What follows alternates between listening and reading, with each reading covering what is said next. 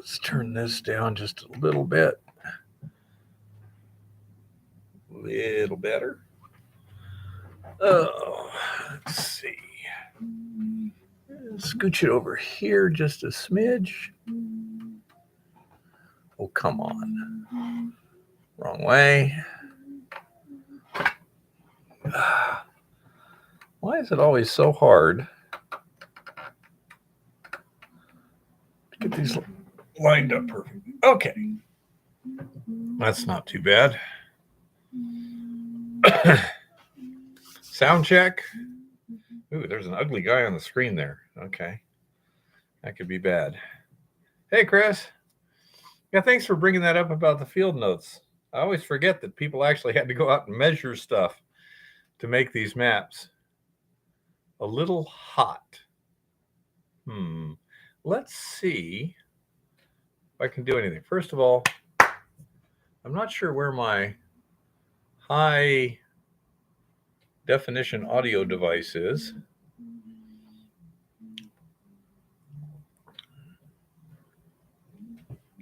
Here, Chris, I'm going to do something. I'm just going to twist this knob here a bit and see what happens. Louder, quieter, back to where it is. Did that make a difference? I'm trying to figure out where the damn microphone is on all my system here. Because, nope, no change. Okay. I figured it probably wouldn't, but what the heck. Anyhow, let's see. 7 people. See, this week we went to Butte and couldn't find doodly squat for records on the exact mines we're dealing with at the Bureau of Mines. And they suggested we go over here and check with the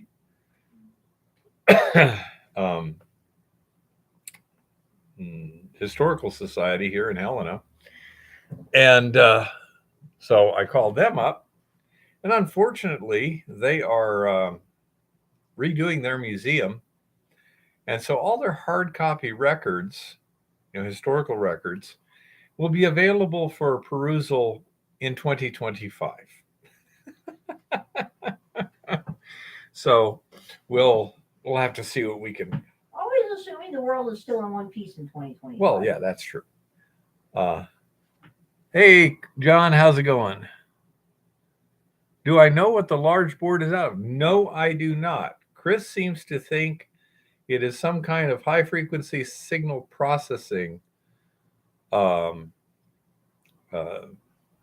device that it comes out of. He's basing that, I think, on 2 of the processors on it that have certain capabilities. He's right here, so he can maybe give you a little idea there. I'm kind of hesitant to destroy electronic stuff without having a really good idea what it is. If I tore something out of a TV, I know, well, it's no more valuable than the TV. On the other hand, with this, I don't know. Eva has someone on the internet that, now she's in the silver forum and stuff, and this guy bought 10 boards at an auction.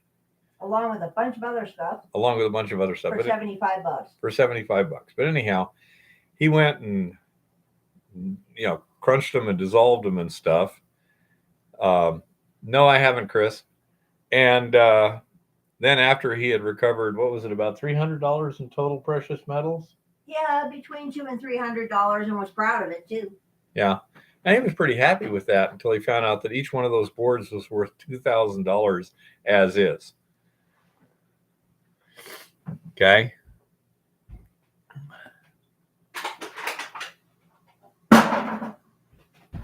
Those connectors are $50 a piece.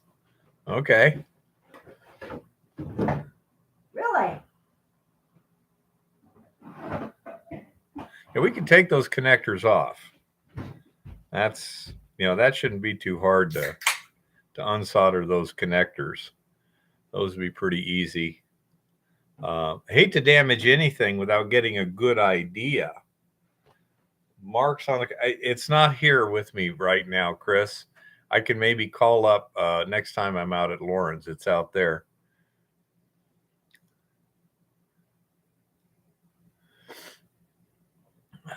Yeah, I understand, Chris. Don't know. To start with, I say the purpose of the stuff was simply to test dissolving gold from circuit boards and stuff.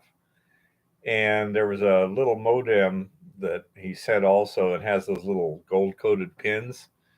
And so I'm going to cut those off, and I can take just a few of them at a time and put them in a beaker with the stirrer on a hot plate and stuff, and see whether or not the solution we're using will dissolve the gold, and if it can be easily modified to dissolve the gold.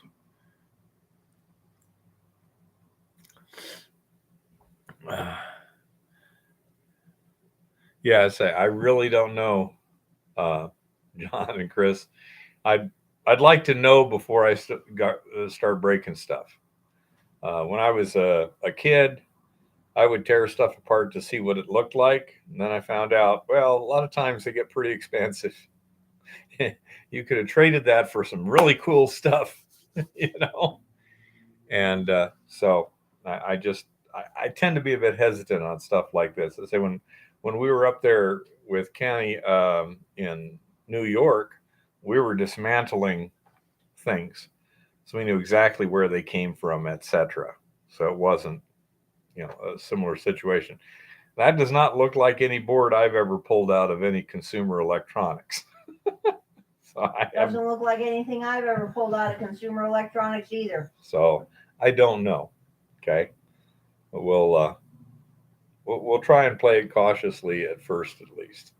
Say certain things like unsoldering connectors and processors and stuff should be reasonably easy to do, but we shall see what we shall see.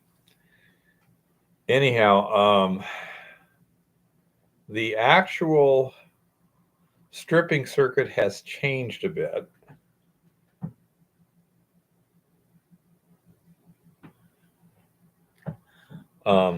And there was a couple of issues with the stripping circuit you've seen in the videos. Number one was the beads. They're not contained real well and stuff, and so it's a bit of a pain. They cause issues. So that was one thing I wanted to get out. We were having trouble with the magnetic stirrer getting stuck. I mean, either it was stirring so vigorously that it was just throwing the beads way up and making them hard to keep in the flask, or else it would tend to get stuck in the resin. So that was an issue. The temperature control was approximate.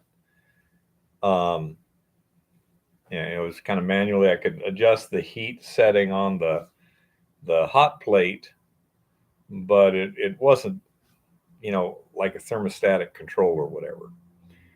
Anyhow, the other thing is it was a matter of moving the beads around a lot. You have to take them out of a cartridge, put them in the flask, do your thing, take them out of the flask, blah, blah, blah. Okay. So there was a lot of handling involved. All in all, it would be a lot less hassle if we could just leave the beads in the cartridge and just move the cartridges around. So that was our next step, was to try and figure that out.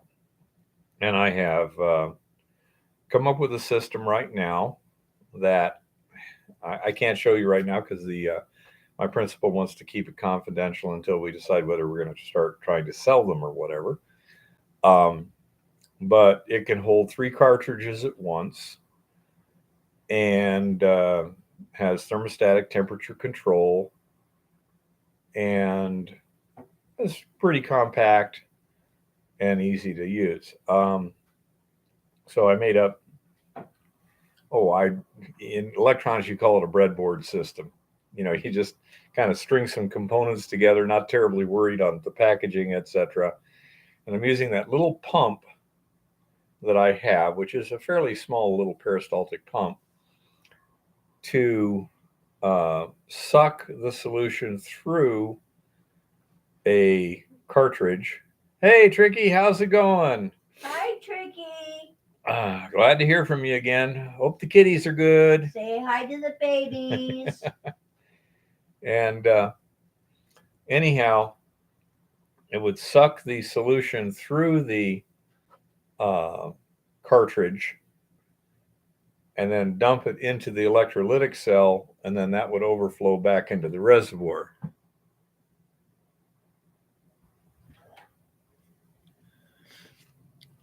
Are there better pictures you could access? There are some, John. Let's see. Oh, let's try this. Let's see. Do I have that. And let's see.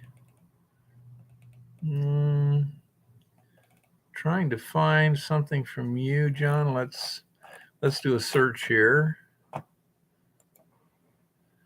Come on.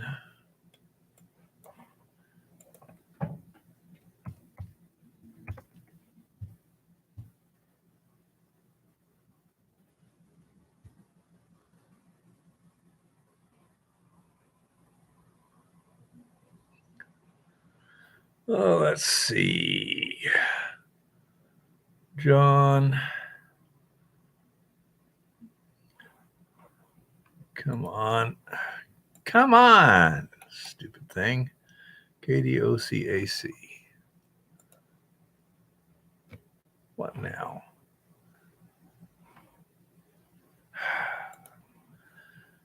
KDOCAC.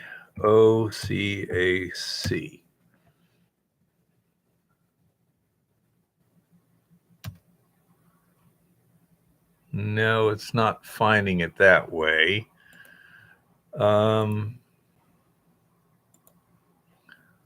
Let's see. You want to...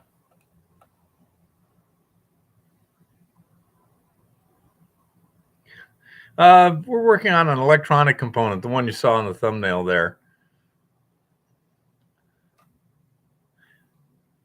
Yeah, John. Chris has a lot of stuff. I took a couple pictures for him.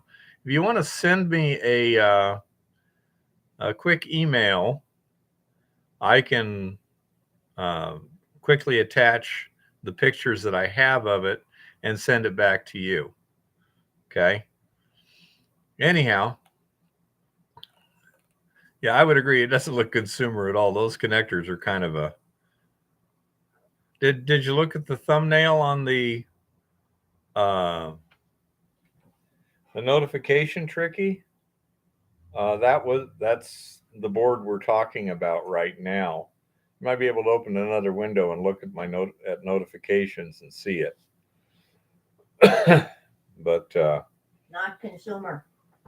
Could be military. If John sends me a could be Area 51. If John sends me a quick email, I can kind of carbon copy you too.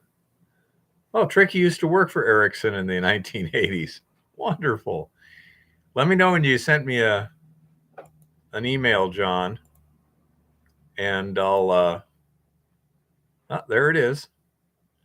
Okay, Tricky, I'm going to send you something here in a second. Let's see. Go to that. And I don't see...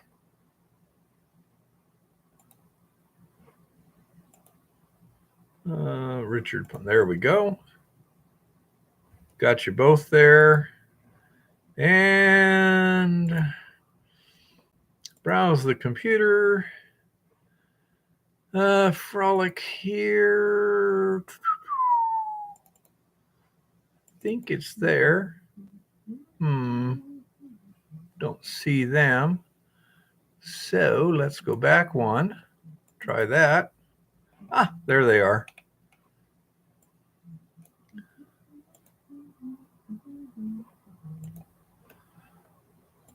Okay. They should be loading on the email here. And then I will send it out here real quick. Okay. Okay, should be on the way, guys.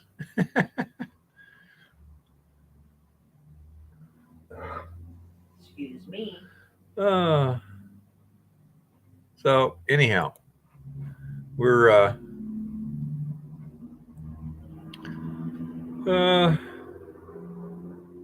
yeah, you guys know a lot more about than I just don't want to destroy it until I know whether or not it's something that is worth scrap, or it's worth, or if it's a what would they call it, a classic, Or a piece of specialized collector's equipment that value. still may be useful. Yeah, or like a key component that they don't make anymore, but makes expensive stuff work. I have no clue. Anyhow, so I say I've created this new situation, and seems to be working just fine. The capacity is such that it easily handles a single cartridge. You should be able to do 3 cartridges at once if I had another pump. Well, they make peristaltic pumps with what you might call stackable heads. You have a power unit, and then you have an actual drive head that runs a tube, and then you can actually screw another one onto that, and it can run another tube and then another one. So you have what's known as a multi-channel peristaltic pump. And with a 3-channel pump, I could easily elute 3 cartridges at once. So assuming we find some good ore and are processing some good ore at the rate of a ton per day of processing, we're going to need an increased recovery system. So say that's what I was testing. I've done 2 batches. Eva did the final fusion yesterday on the first batch and came to what, 4 point what grams? 4 point. Hold on a second. I have a picture in my phone. She has a picture in her phone. Well, why don't you bring it over here so you can show people? Well, I don't think they'll be able to see it on my phone screen, but I will get to it. You can if you hold it up here. I'm just waiting for my phone to behave. So anyhow, it was 4 point some grams. Here it is. What? How many grams? 4.208. I thought it was 4.2. Yeah. So anyhow, that was a cartridge that was literally taken out of the system at the end of the season. That was the second cartridge in line, and therefore was not totally, hey Shaggy, loaded yet. And that's kind of consistent. That amount of gold is kind of consistent with that.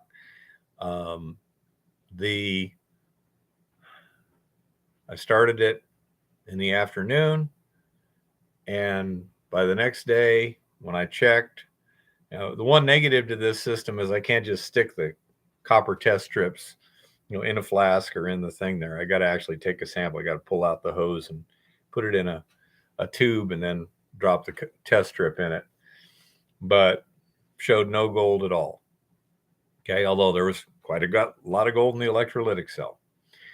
Then I reloaded it, and yesterday afternoon it was started, and this morning I went over to Lauren's house, took the system apart. Again, I'm getting no detectable gold in the solution that's being pumped from the cartridge to the electrolytic cell, not after the electrolytic cell, the stuff that's going into the electrolytic cell. And that is very encouraging. You can see behind me, I've got a little diagram there. I'll kind of go through that. Hey, Mr. Virtue, um, as to some of the differences of a few things. The old system used a fluidized bed. We had a stirrer. It was fluidized. The used solution, the stuff that had been recovered, the barren solution would come in, get stirred up with the rest, and then come out. And yeah, it's pretty much shaggy, but you have to be careful where you test things, because you're putting it into solution in one spot and taking it out in another. So if you're testing where it's coming out, you're not really testing whether or not there's still gold in the resin. But anyhow, the fluidized bed system has certain inefficiencies. Now I'm using what's known as a packed bed system as it's sucking through the cartridge. And let me kind of explain how this differs.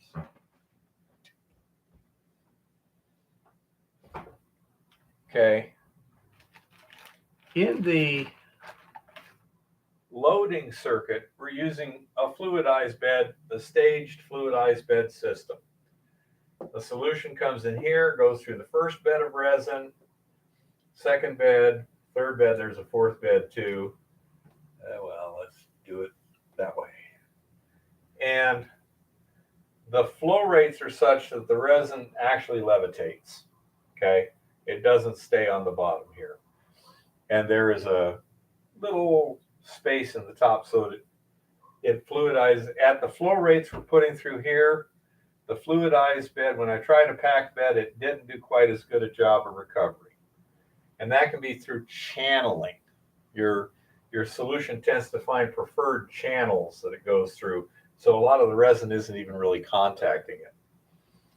But for this stripping, the solution flow is so small that the resin stays, well, it's a little fuller than that. The resin stays basically in the bed. It may expand a little bit, but the flow rates I'm running, not much. And what happens is, as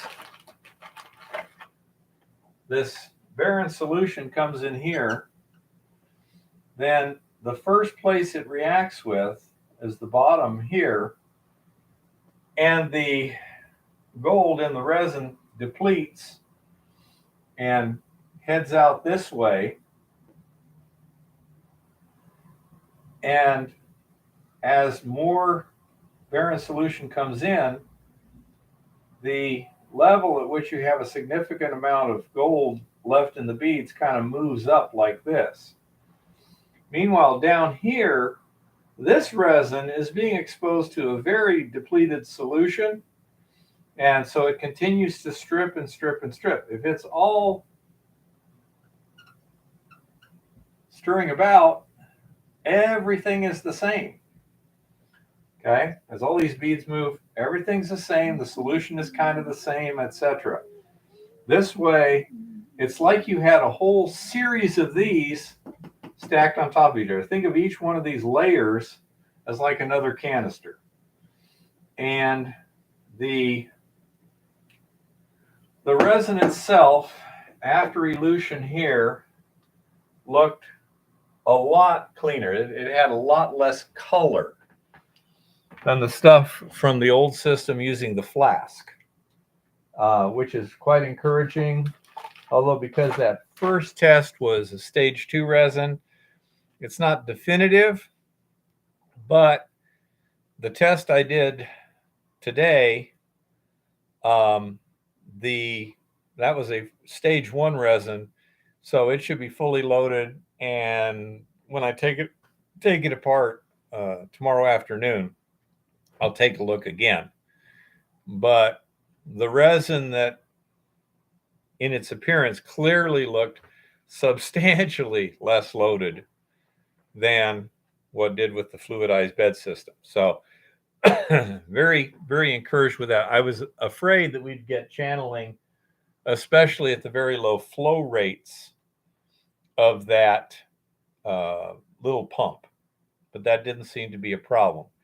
Another potential issue is if your electrolytic cell isn't doing a real good job of stripping the gold out of that solution before it gets recycled, then that can cause inefficiencies. You want this solution, where is it? It's hard to do.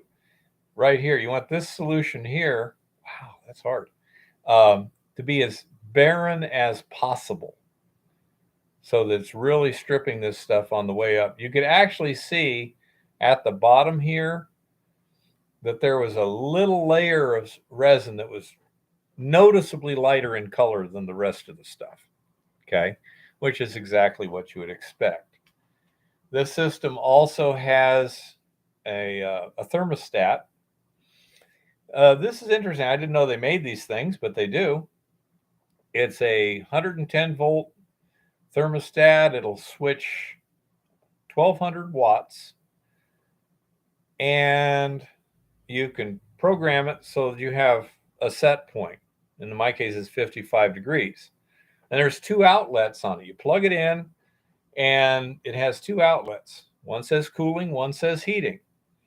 You can program the variation from the set point that triggers activation. But if I set it to cooling, if I plugged it into the cooling, when it got above 55, it would send power to that outlet. I've got it set for heating, so below 55, it sends power to that outlet. And hey Lars, how's it going? Snowman? And anyhow, the heating element that I've got is 1,000-watt heating element, and that was about $40, and the thermostat is about $30. So I don't think that would matter at the extremely low flow rates I've got right now. I could physically just shake them too. That was what I was thinking, to kind of stir things up a little bit and then ready to going back. But anyhow, so the whole heating system on this thing is like $80 or something. And it's 1,000-watt heater, and it's controlled. It only fluctuates 2 degrees centigrade. That amount that it fluctuates is programmable. 2 degrees is fine with me.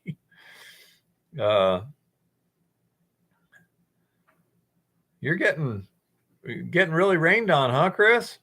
Okay. Well, I have lots of reservations about any arc you build, Lars. But so I now have good temperature control, automatic. The resin beads are contained within the cartridge, so they're not getting away from me and stuff.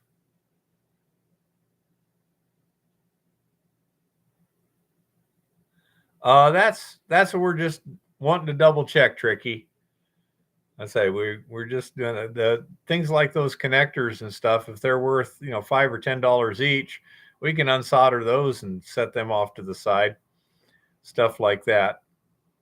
Tricky says board looks like a baseband unit for a BSC, whatever the heck a BSC is. Maybe worth $150 to $200 in new condition, but unless you have a use for it, scrap it. Yeah, I say I certainly don't.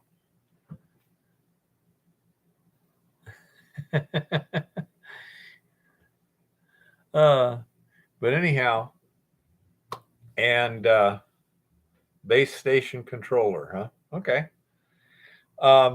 So anyhow, the pump did a good job of stripping. The heater did a good job of heating. The capacity, I've at least tripled the capacity as soon as I put in another pump. And he says that board is probably a base station controller for a mobile telephone system. Okay, little one. Okay. But anyhow, so all we need to do for spring, it looks like, is simply get a better pump. Should be like $300 to $400 for a pump of that nature.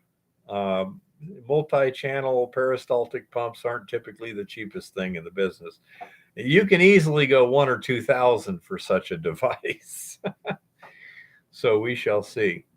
We are also testing a few things. We're working on the electrolytic cell, etc. This last test I did, I used 2 carbon steel electrodes because the last time that stainless steel electrode really plated some stuff heavy on it, which was a negative. Plus, if we're producing these things, the fewer different parts you have, the better, you know. And so if they both work fine. Another interesting thing is the solution in the system turned kind of a greenish color. And that's possibly from the iron 3 ion, fairly probable actually. And the acid thiourea solution combined with iron 3 ions as an oxidizer may be sufficient to literally dissolve metallic gold. And so this is where we're working on the electronic scrap thing. It shouldn't be too hard to make a solution with, basic the sulfuric acid thiourea plus some oxidizer. We should be able to manufacture a solution that will dissolve gold faster than cyanide does. Shouldn't be a problem. If in fact the iron is being added as it is, we don't even need to worry about that. So we'll be doing some tests. Well, we might very well have a system that not only strips resin well, but also will strip electronic parts well. Yay. Eva will be happy. She likes tearing apart electronics. See, anything else on that right now? Let's see. We got the color of the resin beads and stuff. Let's say it looks like it's doing really well. We'll have a little bit more stuff and do some more thing. Do not look for a detailed picture of exactly how it goes. Again, I have to keep things kind of confidential right now, but it should be a pretty simple system. And if we do decide to sell them, it'll be kind of a package deal where you get a little tote in the mail, and should be able to have it set up in a matter of 15 or 20 minutes. Plug and play. Then make your solution. Currently, it's designed for, about about 3 gallons of solution. By taking the same ratios, etc., that I had, and just multiplying by 7, I came up with some numbers, and it turned out it was 3 gallons of water minus 200 milliliters. It's like, okay. And then about 1.4 liters of sulfuric acid and around a kilo of thiourea. No. Yeah, a kilo of thiourea. So anyhow,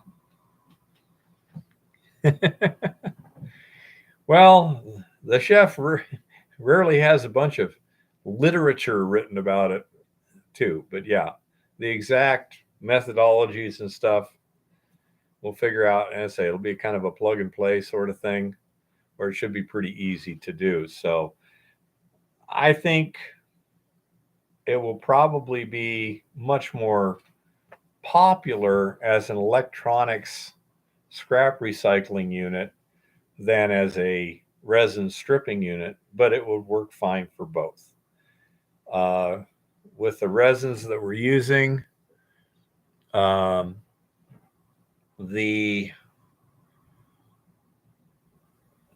we should be able to strip about an ounce of gold with 3 cartridges in there that are fully loaded. And so that gives an idea.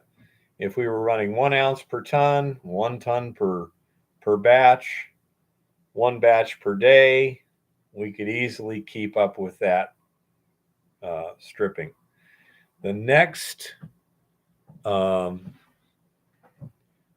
issue is, can we reuse the resin? And I'll be testing that here shortly. I can tell you that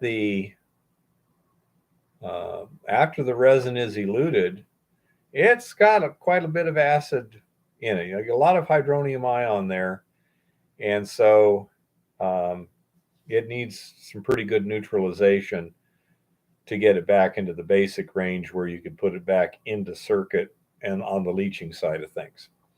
So I say, well, we've got some testing there. I mean, where are they? Here is 1 gram of pure gold resin and 1 gram of max water resin ready for those tests. All I got to do is get the bottle rolls set up and rolling. Shouldn't be a problem. We'll see whether or not the resins are ready for reuse. That's an important criterion. According to Eva, once I've eluted them, the resins become even more annoying to try and ash, although they don't have the losses that we had before. Well, once you elute them, they become slightly more annoying to ash, but at least they're not overflowing crucibles and threatening to blow shit up. Once you regenerate them in the 2% lye solution, oh, hell no. We ain't going there. We got white fuzzy shit appearing, which is your fault. Yep. Yeah, Chris. I hate it when that happens. Anyhow, so I say that's in process. So we got the electronics, recycling of the resin, and doing a few little tweaks. The 2 carbon steel anode, electrodes seem to work fine in the electrolytic cell, and we didn't get anything sticking to the cathode. So all in all, things seem to be going pretty darn well, and we're working out the bugs and making things a little smoother. Another thing that we may do in the long run, it depends on priorities. Right now, the electrolytic residue, that foil gold. Hey, Bunny Bunny, how's it going?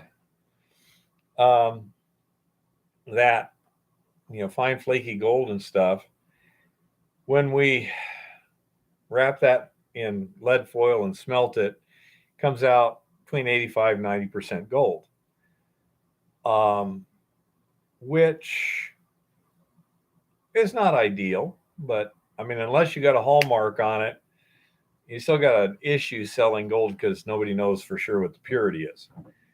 If you wanted to get it more pure, it would be a good time at that point to do a nitric acid wash. And that's an excellent question, Honey Bunny. I don't know. If we did do that, then we could keep building gold up on it also, and then just throw it in the furnace like that. Possibility. Don't know. As it is, it's flaking off. As it builds up, it then just kind of peels off naturally. And we wind up with a bunch of stuff just piled up in the bottom of the cell. And part of the designing and changing stuff is to bring those electrodes so they're off the bottom of the cell, so you can't get shorting out with the things. I've got some stuff today here.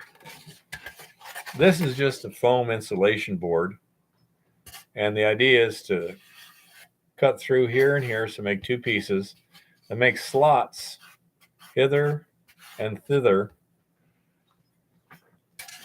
cut the steel plate or steel strap like that to where one of those foams goes on each side, and then you slide it into the electrolytic cell housing itself. And then when you're done, you just pull everything out, wash everything off, and you're ready to go again.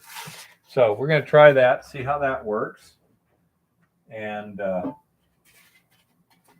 it should do fairly well, but we shall see. And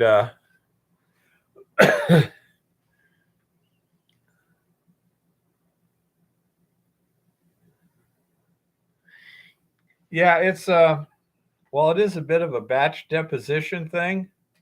It's extremely simple. There's I say, and some of the gold is very fine and difficult to settle out. And so we're looking at a variety of different parameters and weighting things, you know. But I say this seems to be an extremely simple system. I have already eroded the previous anode through. There's a hole in the middle of it now. And it was 3/16 steel, 2¼ inch strap that I was using, and it's it's so thin now that it's actually got a hole in the middle. Yeah, that could work, honey bunny. Yeah, I say, but it would have to. You'd have to get a kind of a combination of a good enough adhesion that it'll stick as the disc moves, but not such good adhesion that you can't peel it off. So that might be a little trickier, you know. But as I say, this is real simple.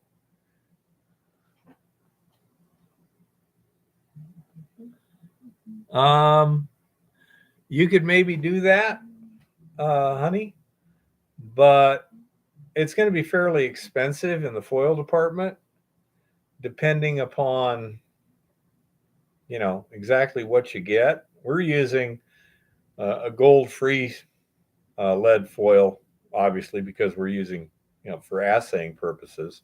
Although usually gold isn't a normal contaminant of lead, silver is. So ours isn't silver free. We may get a little cross contamination, but we're not terribly worried. It's not a major issue for us. But something like that might work. Don't know. Again, it might become a little more tricky to maintain your chemistry to where you're getting just the right amount of adhesion. 3,000 thick copper foil for high compression engine gaskets. Now, that wouldn't even need an electrolytic cell. The copper actually cements the gold, and should be able to cupel the copper, but you might get some gold losses there. It's best to use lead. Cementing means that there's a chemical reaction that occurs spontaneously, and the copper actually plates gold on you. You just stick it in the solution, it plates gold. That's my test. Is to see if there's gold in the solution. Is I just stick a clean copper strip into it, and if it plates gold, I mean, if I can detect gold plating in 5 minutes, then it's still got some stuff. Right now, yeah, with this system, after 12 hours, it's got no detectable gold. Yeah, you could probably use nitric acid too if you didn't, mind all the expense. But I'll say it. I'm just trying to get gold. And let's say this system seems to work well. Uh, I still have a few resin beads in it. I'm not sure exactly where they're coming from. Okay. It's kind of interesting. It's like, where are these resin beads coming from, the rascals? So I'll have to check a few things and see what's happening because I don't know where they're coming through. The flow rate is so low it shouldn't.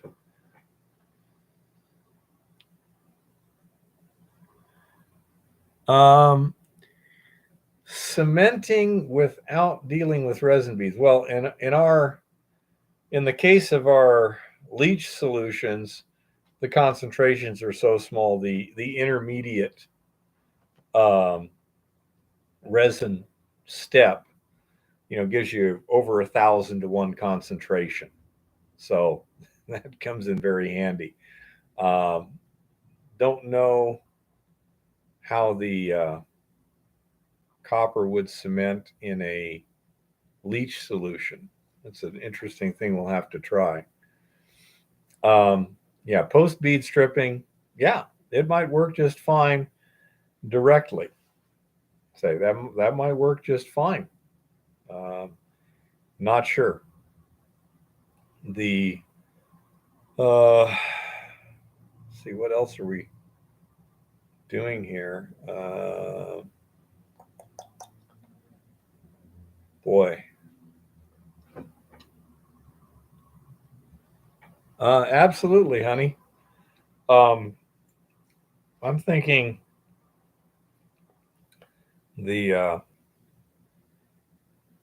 one thing that might be an issue in this current system is the heater is stainless steel. And when I take it apart tomorrow, one thing I'll be doing is I'll be looking to see whether or not that stainless has been plating any gold.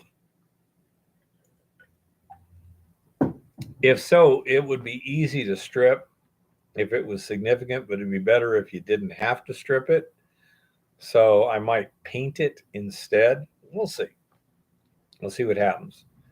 But aside from that, I'm probably going to do a little bit of silicone to make sure, because the the connection block, you have an electric cord comes in, there's this block, and then you have the heating element come out of that. That is inside the system where it's subjected to intermediate temperatures, 100% humidity, sulfuric acid fumes, stuff like that. I need to make absolutely sure that we don't have any way of getting any of that nastiness to the electrical components. So I may go and put an extra coating of silicone on it or something like that just for extra security. Wow. What? Apparently, somebody is looking to increase the tipped minimum wage to $15 an hour for restaurant servers. Yeah. The element max temperature, I think it's regulated at 185. It kind of confused me because it said it was thermostatically controlled, but I guess it's thermostatically controlled to prevent boiling. That's about it.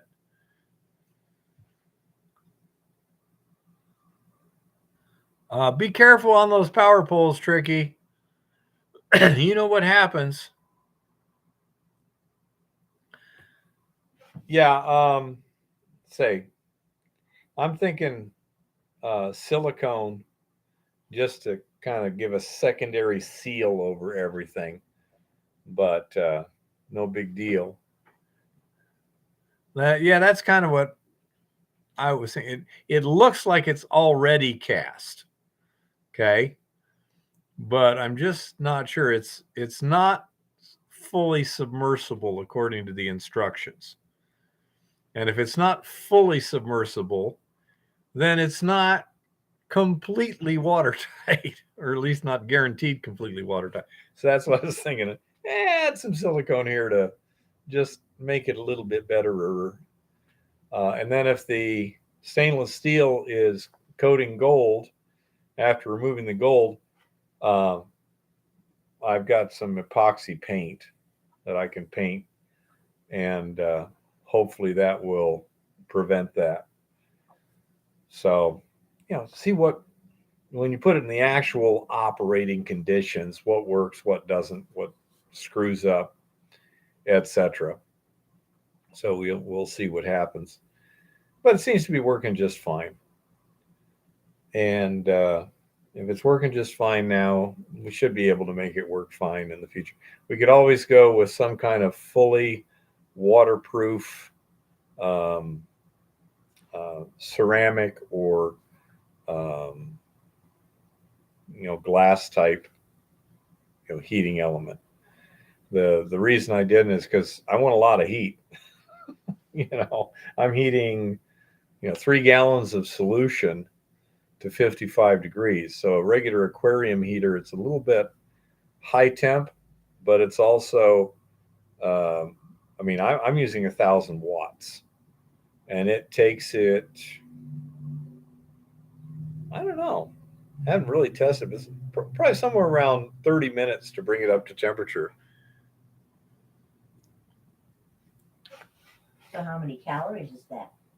I don't know how many calories it is. If you got a smartphone, you can figure it out. But say that's going on. Now, when we were at Butte, one thing we did do is get a geologic map of the area involving the top of the hill claim, and we found something very interesting. And that is that we have an underground mine that kind of goes sink, sink, like that. Okay, a couple of dead ends there. And there is a major fault line running right there, with this being in the neighborhood of 200 to 300 yards. Okay. By major fault line, I mean this thing extends in excess of 5 miles, and it's on the map, literally.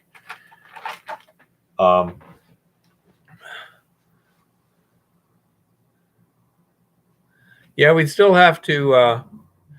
Those are 220 volts. I'm on 110 volts, John, and all the electrical stuff is shielded, so I wouldn't have any contacts I'd have to protect or whatever.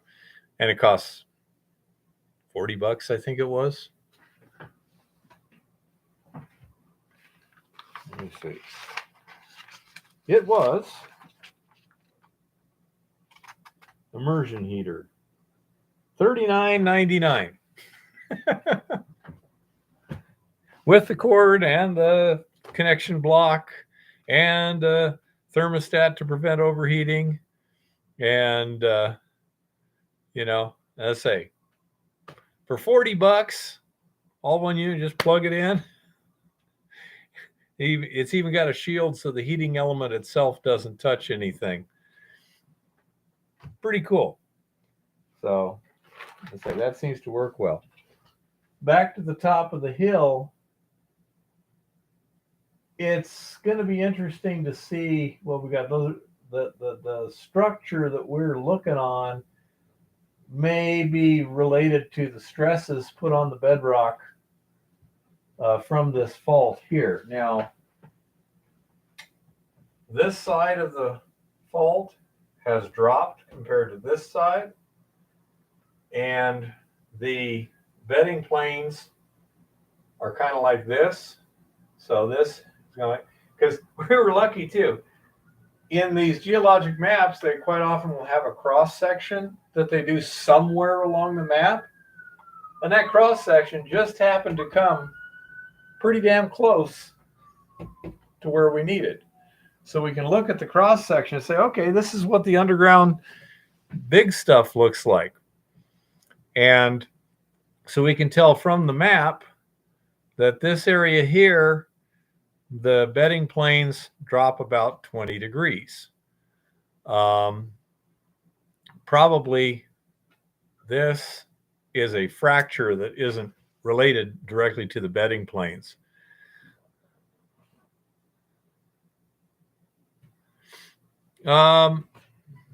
This size fault here, probably not an issue.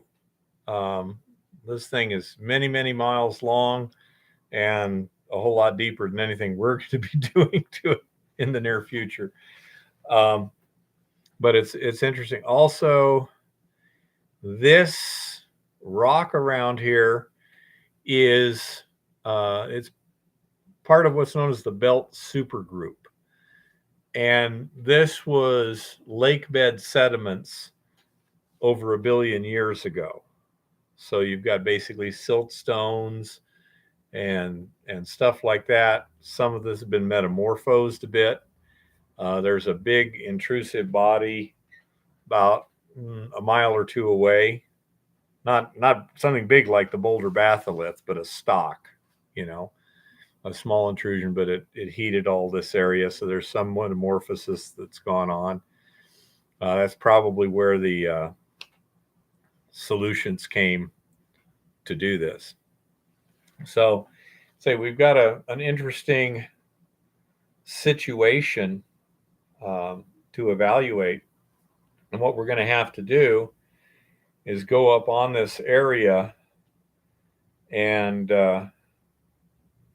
no, the intrusion's well off of the fault line, honey bunny.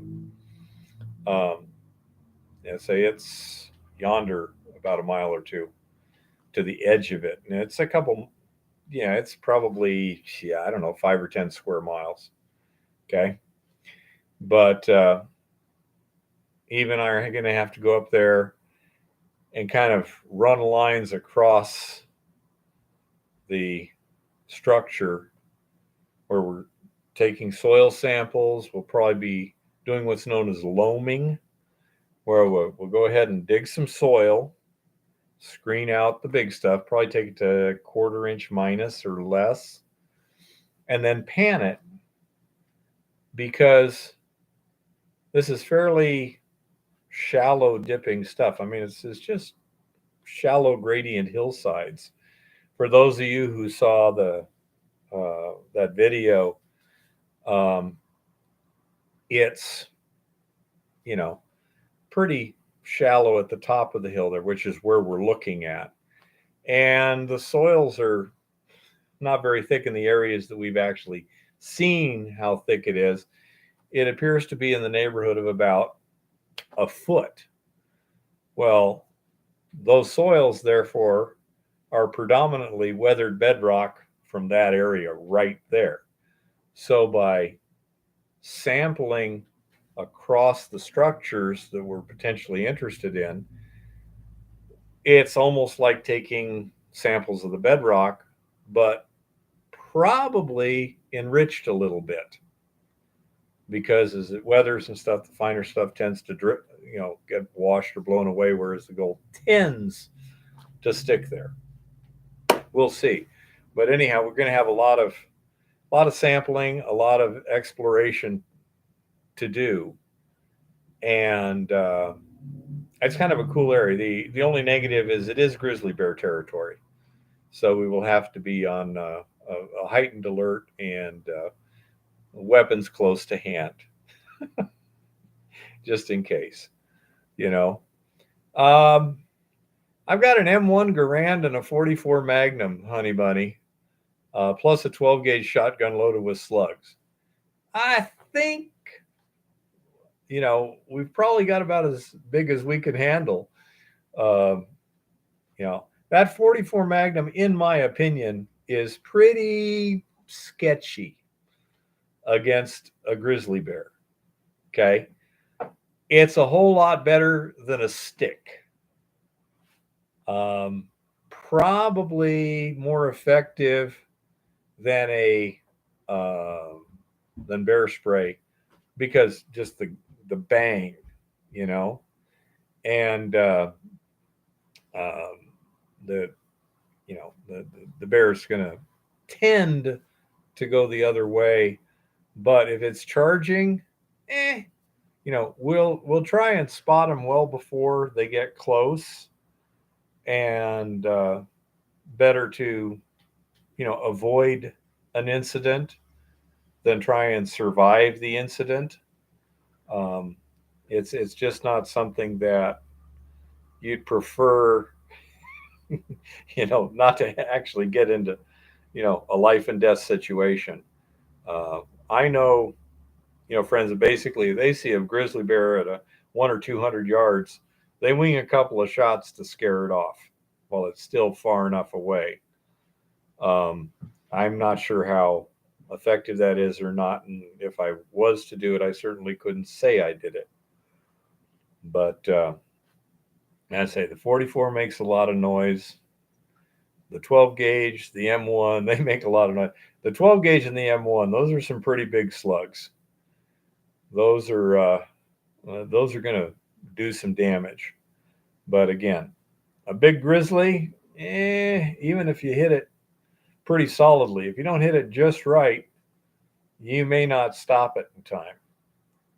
I've heard that the standard thing is crush the shoulder, because it's going to be coming at you where it's not a danger, and I've heard the idea is crush the shoulder.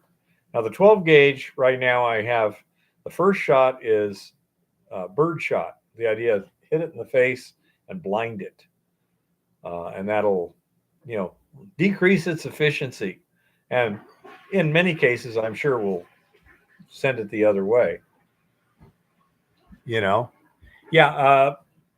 And a charging grizzly, it may not be possible to hit the spinal cord, and I hear they have pretty solid skulls. So, yeah, I don't know what the best thing, but M1, yeah, eight rounds of 30-06, pretty effective, and so that's normally I just carry the 44, but up there depending upon what we're doing, etc., we may have other stuff. Eva's also pretty good at spotting stuff, and so she's got really good eyes and can see things really well. So if she sees it, then again we'll start acting, in a manner to deal with that potential threat, whatever that is. The minor bago is pretty solid. It would be tough for a grizzly bear to open that can. So I say we shall see what we shall see. But that's my only real concern, is whether or not there's going to be bear issues, and we're going to be camping for extended period of time, so you have to properly deal with trash and stuff. Again, I'm not so sure what's the best way to do with it. It's not like we're in a camp where we got 10 or 12 guys and just the number of people tends to scare away the wildlife. Do I know what a warbler is? No, I do not. Is that a bear repelling noise? Let's say, is that a sensor that basically lets you know when one's coming in to the camp there while you're asleep?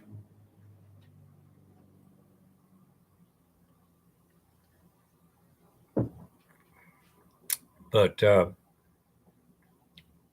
it puts out various sounds and flashing lights. There is one kind to dissuade humans and one for animals. Nope, not aware of that, honey bunny. We do have bear spray. We got guns. Aside from that, don't have anything else at this point in time. It would be nice if I could convince my principal that we need a FLIR scope for the rifle to spot bears at night. Oh, good grief. Yeah, that could be real important, I'm thinking. Bear. Actually, here's what I'm thinking of asking for next, little one.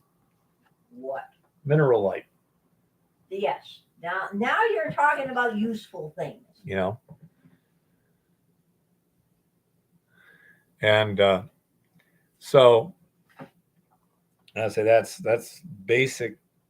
Right now, we don't know that much about up there. We're trying to find what we can in literature and stuff, but we have been there once, so we have a better idea.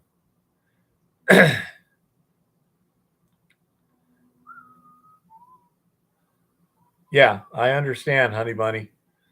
I agree. Also, at Montana B, there appears to be consistent mineralization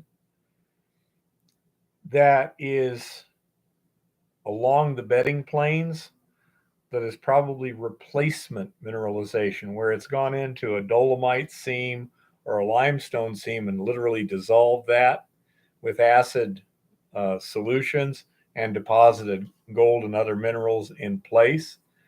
And both limestone and dolomite, fluoresce. So that may be a highly useful way of locating those seams on the mountainside and such.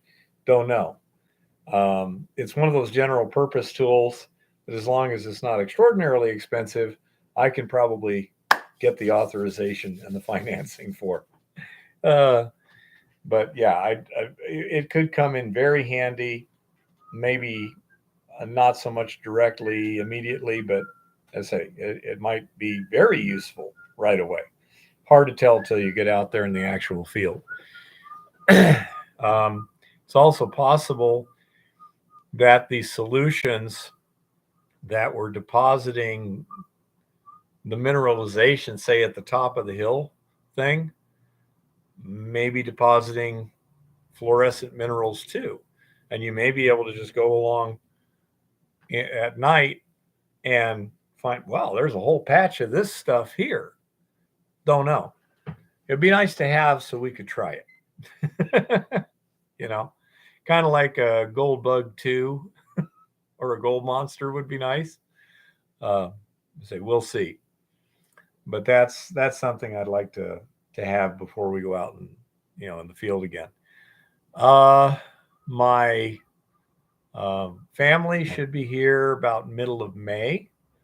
My grandson has to be out of the dormitory at college on the 12th of May.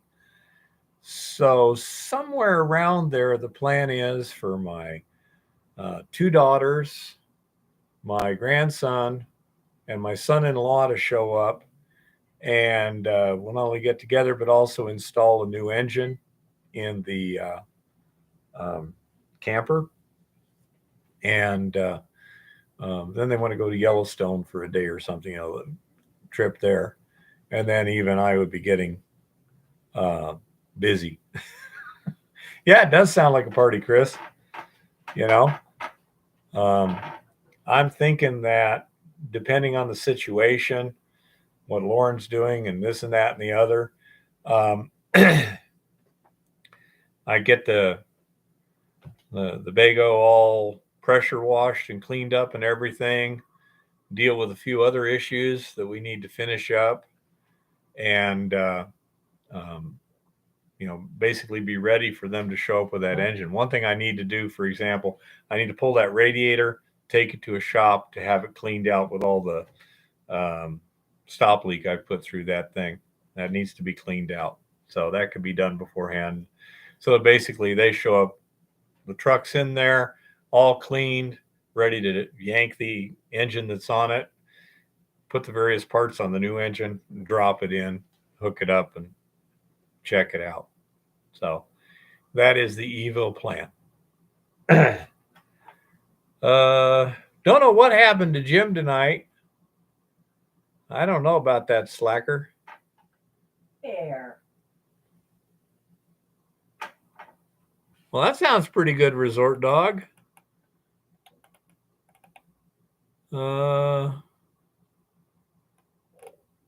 That's black sand, you say?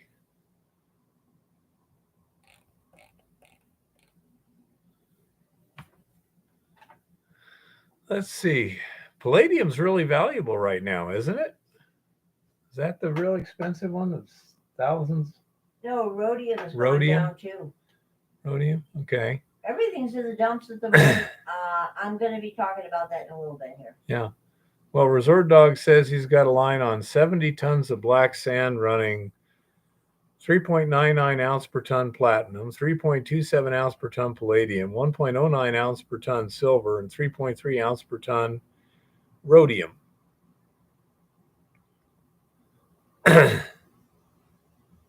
Yep, that would be some really valuable stuff. Need a refiner and I get a commission. Ones I know is Republic Metals in Reno, Nevada. If they don't, oh, wait a minute. Okay. Gold, 4 ounces per ton, platinum, 3 ounces per ton, palladium, 1 ounce per ton, silver, 3 ounces per ton, and no rhodium. Okay. I was looking at the wrong one. Okay. In the wrong sequence. I heard they went bankrupt a few years back. I have no idea, Resort Dog. I haven't dealt with them in quite a while. I think Republic did indeed go bankrupt or get in trouble and got bought out by somebody. I'm not sure what's going on with that. I can look into it. Yeah. Say, I really don't know. Yeah, honey bunny, but you'd be having fun getting through 70 tons. Not sure if you could leach the platinum group. I'm not sure what would be effective on that.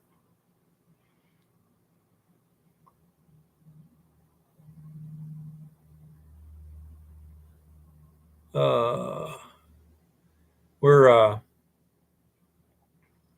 thawing out pretty good right now, 54 degrees.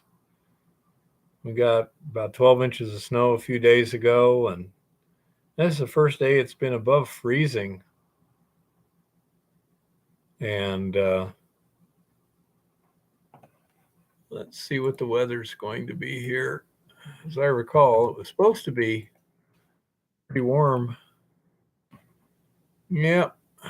Today 54, tomorrow 47, Wednesday 39, Thursday 38, 38, 40, 40, 44. We may have to bring in the corned beef. Yeah, you're right. Probably should. So, yeah, hopefully all this snow will melt and I can get out to the ranch in that caravan, get the dimensions, we can start working on the little crane for the Stutenroth.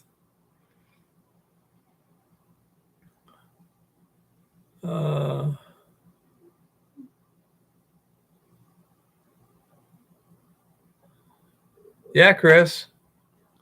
You know, this Arctic climate up here is just killer.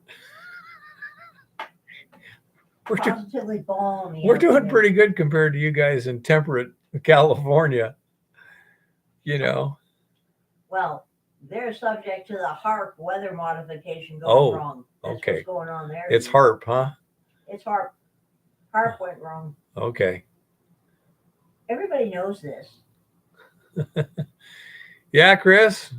Be easy to plant them. Just take a sharp stick in the mud. The CCP attacking. I think Eva's going to have an interesting tinfoil hat report tonight. Life's getting interesting. I'm not confident that the powers that be are going to be able to control the contagion. We're going to see.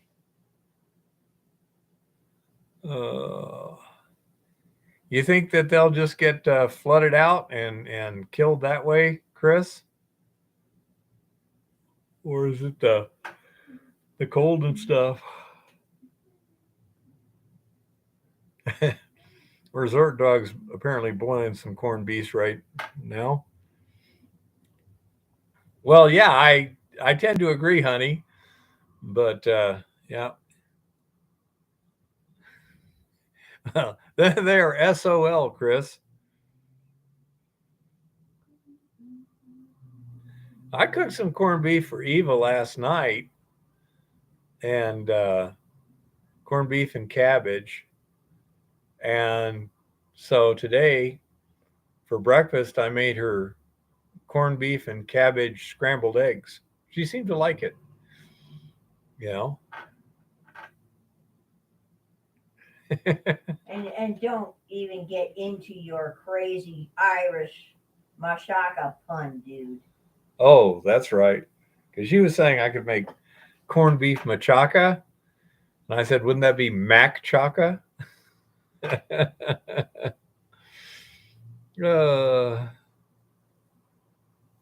so I feed her pretty good. She does the dishes, I do the cooking. I like to eat well. Uh, Are you implying I can't cook? no, I said I like to cook. I like to cook good. You said you like to eat well. That implies I can't cook. No, it means I like to cook lots of food. Like today, it was 10 pounds of chicken leg quarters I baked, and they're in the fridge now because those are, what, 70 cents a pound now? Yeah. Chicken leg quarters? Yeah. Cheap, tastes good, food, protein. Yay. I've already, I've eaten two of those leg quarters so far, little one, the smaller ones, Ah. you know. I suppose I should thank my lucky stars you're only eating the smaller ones, huh?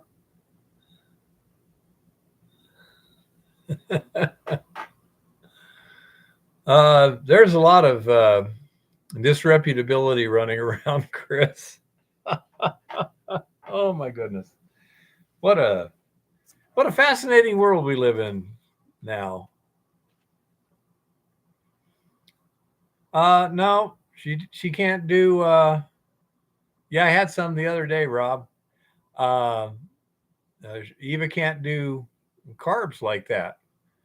So rather than, a regular hash, that's just corned beef, cabbage, scrambled eggs. She seemed to find that quite pleasing. I can make hash with cauliflower rice, thank you. So, anyhow,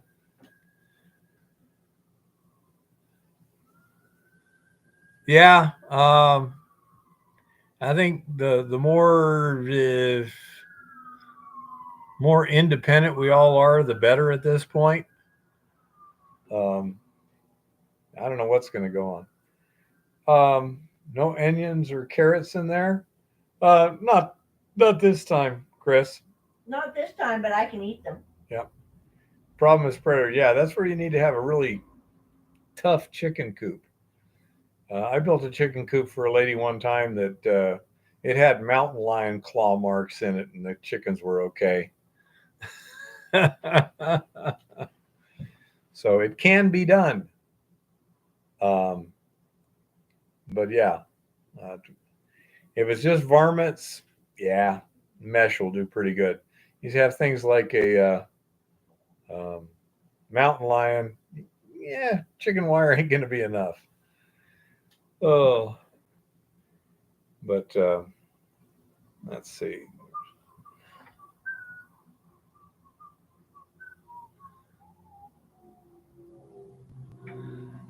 I don't know how easy that is to do. That keeps out everything but the birds. I think generally you pretty much have to put them up and close it at night to protect them. But I don't know. I'm not an expert on these things. Yeah, coyotes are pretty big too. They can chew through chicken wire.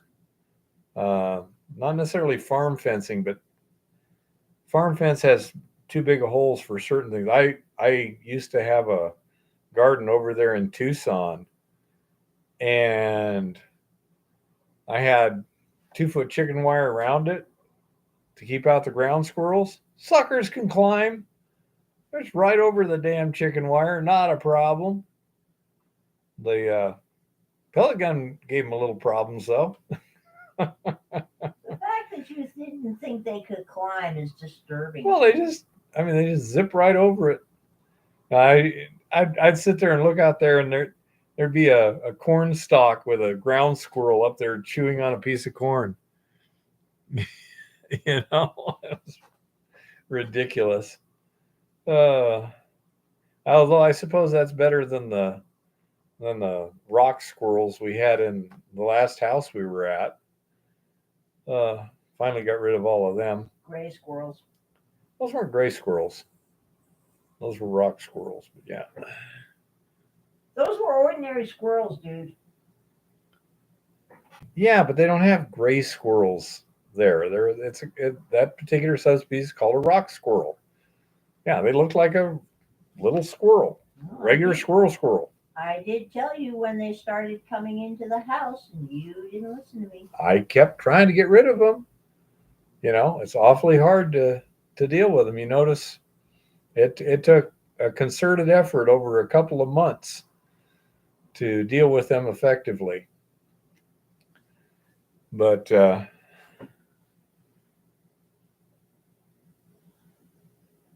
groundhogs keep stealing your apples, huh? Man, those things are pretty big too.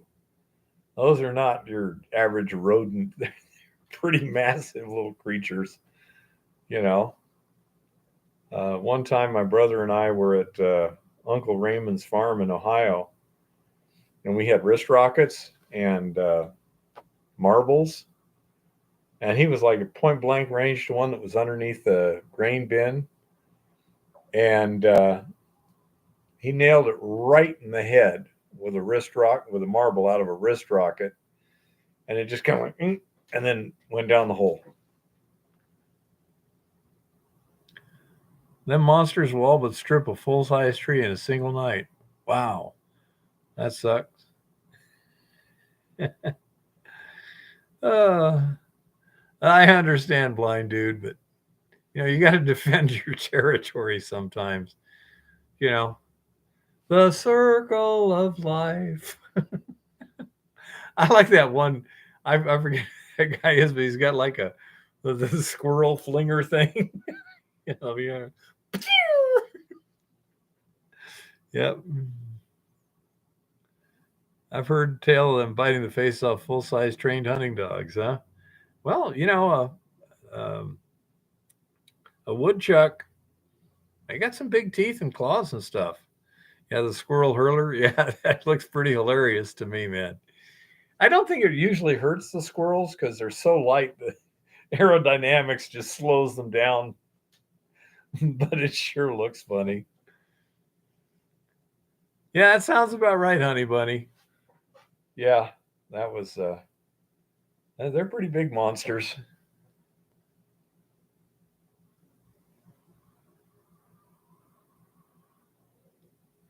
Ooh, I've had black bear, opossums, and foxes in my chicken house. Hot pepper sauce and raw ground beef got rid of all of them. Interesting. I've seen them try to. I wouldn't doubt it, honey bunny.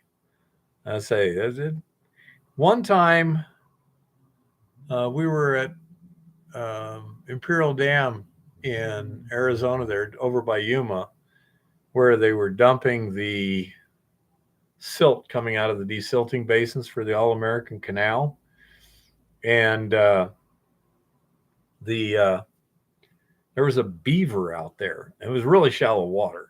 We were out there trying to skewer carp and stuff, but went out there. We had a net, so we ran out there and netted that beaver. And it's like, now what do we do with it? You netted a beaver? Yes, we netted a beaver. That's rude. Well, he seemed to think so. Bad bear. You're lucky he didn't fucking rip your face off. He was in a net. Yeah. The only reason he stayed in the net was because he felt like it. No.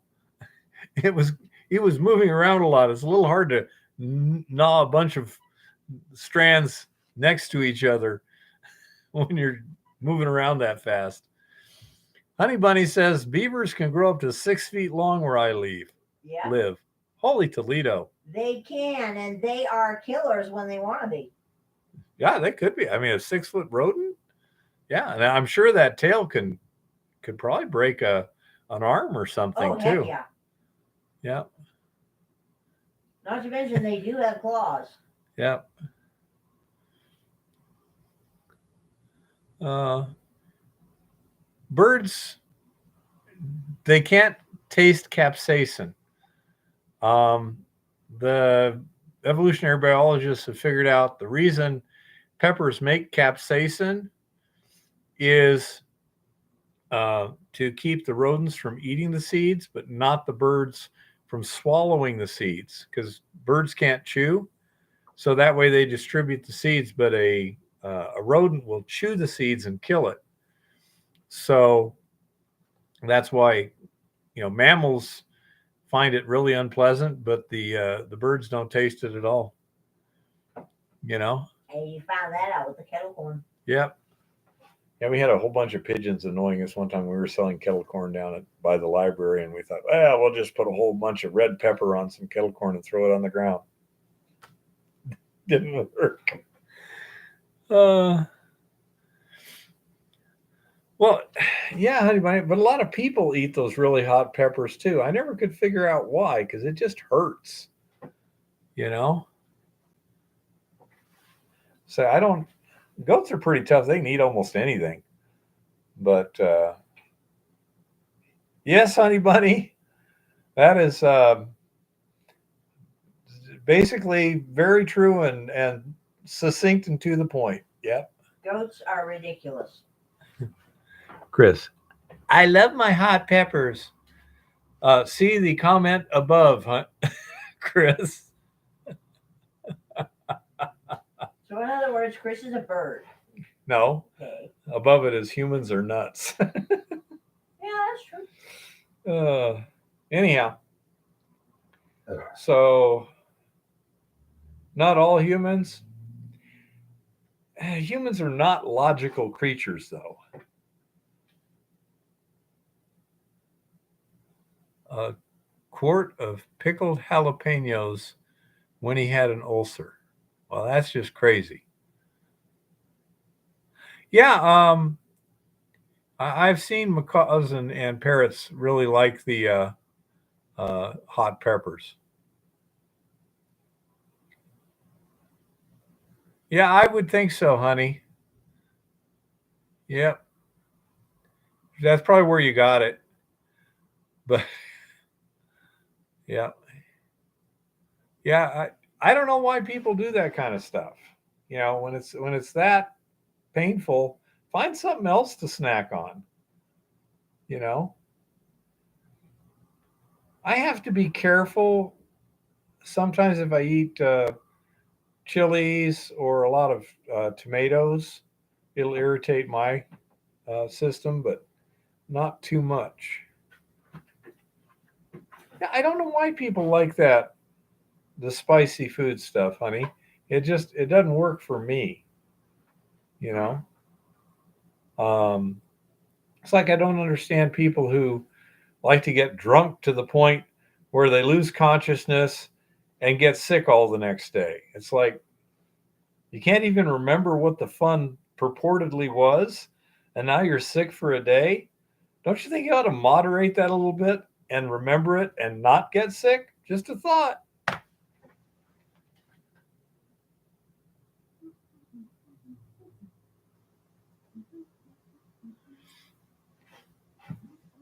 Have you tried almost pure meat for a while, honey bunny, instead of the meat and potatoes thing? I know it works for Eva, but everyone's identical. Everyone's not identical. Yeah. Chris says hot peppers are good for your digestion if you don't have ulcers. They can be. Can't afford that much meat. Can understand that. Been there before. Well, perhaps you can get something where you're growing more and more chickens or whatever, you know. Um, Even I have enough money that we can go out and eat reasonably without difficulty, you know. So there have been times where when I was going to college, man, they didn't have ramen noodles back then, but I ate a lot of rice and hot dogs. Yep. Um, but with Eva's, concern about carbs, I mean, she can't eat them. She prefers if I don't because she believes it's healthier for me, and I try and listen to her because, among other things, she's pretty damn smart. And I'm usually right. Yep. And You've got to eat a species appropriate diet. so I say we're in pretty good shape when it comes to being able to eat what works for us. Although after my latest stomach surgery, there, I'm still trying to get adapted to the quantities and the stuff that works for me now. It's taking a little bit of adjustment, not much.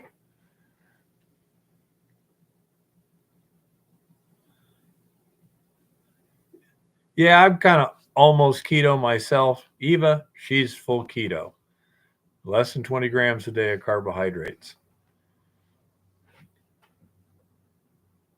except for Tammy's baklava.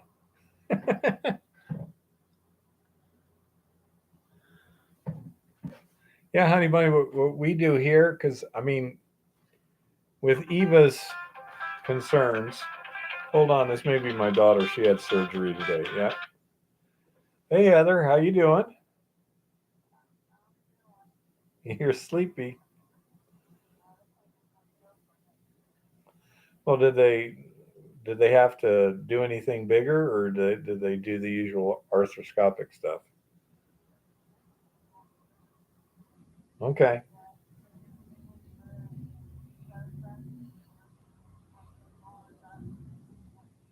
you need to. Um, Eva, she was up at about 200 pounds when she went on that. 208. She says 208 when she went on the keto diet, and I mean, she's what 135 now, Yeah. somewhere around there, and she Been didn't there for even 3 try to years. lose weight. She was just eating the diet for other health reasons.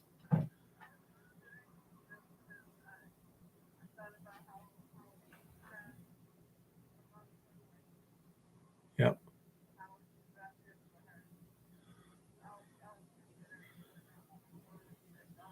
I yeah, yeah. I would try that. It's pretty easy to test too. You easy to try it and see how things work. By the way, I'm doing a live stream right now. Chris Georgie says, "Hi Heather, hope you're doing well. Here's to a speedy recovery." She says, "Thank you, Chris." And so say it's nice to know you're doing well and everything. Try and if you're feeling badly, if you're in a lot of pain, just try and take the max pain pills they'll let you take until it gets comfortable. Yeah, no sense trying to tough it out for no good reason.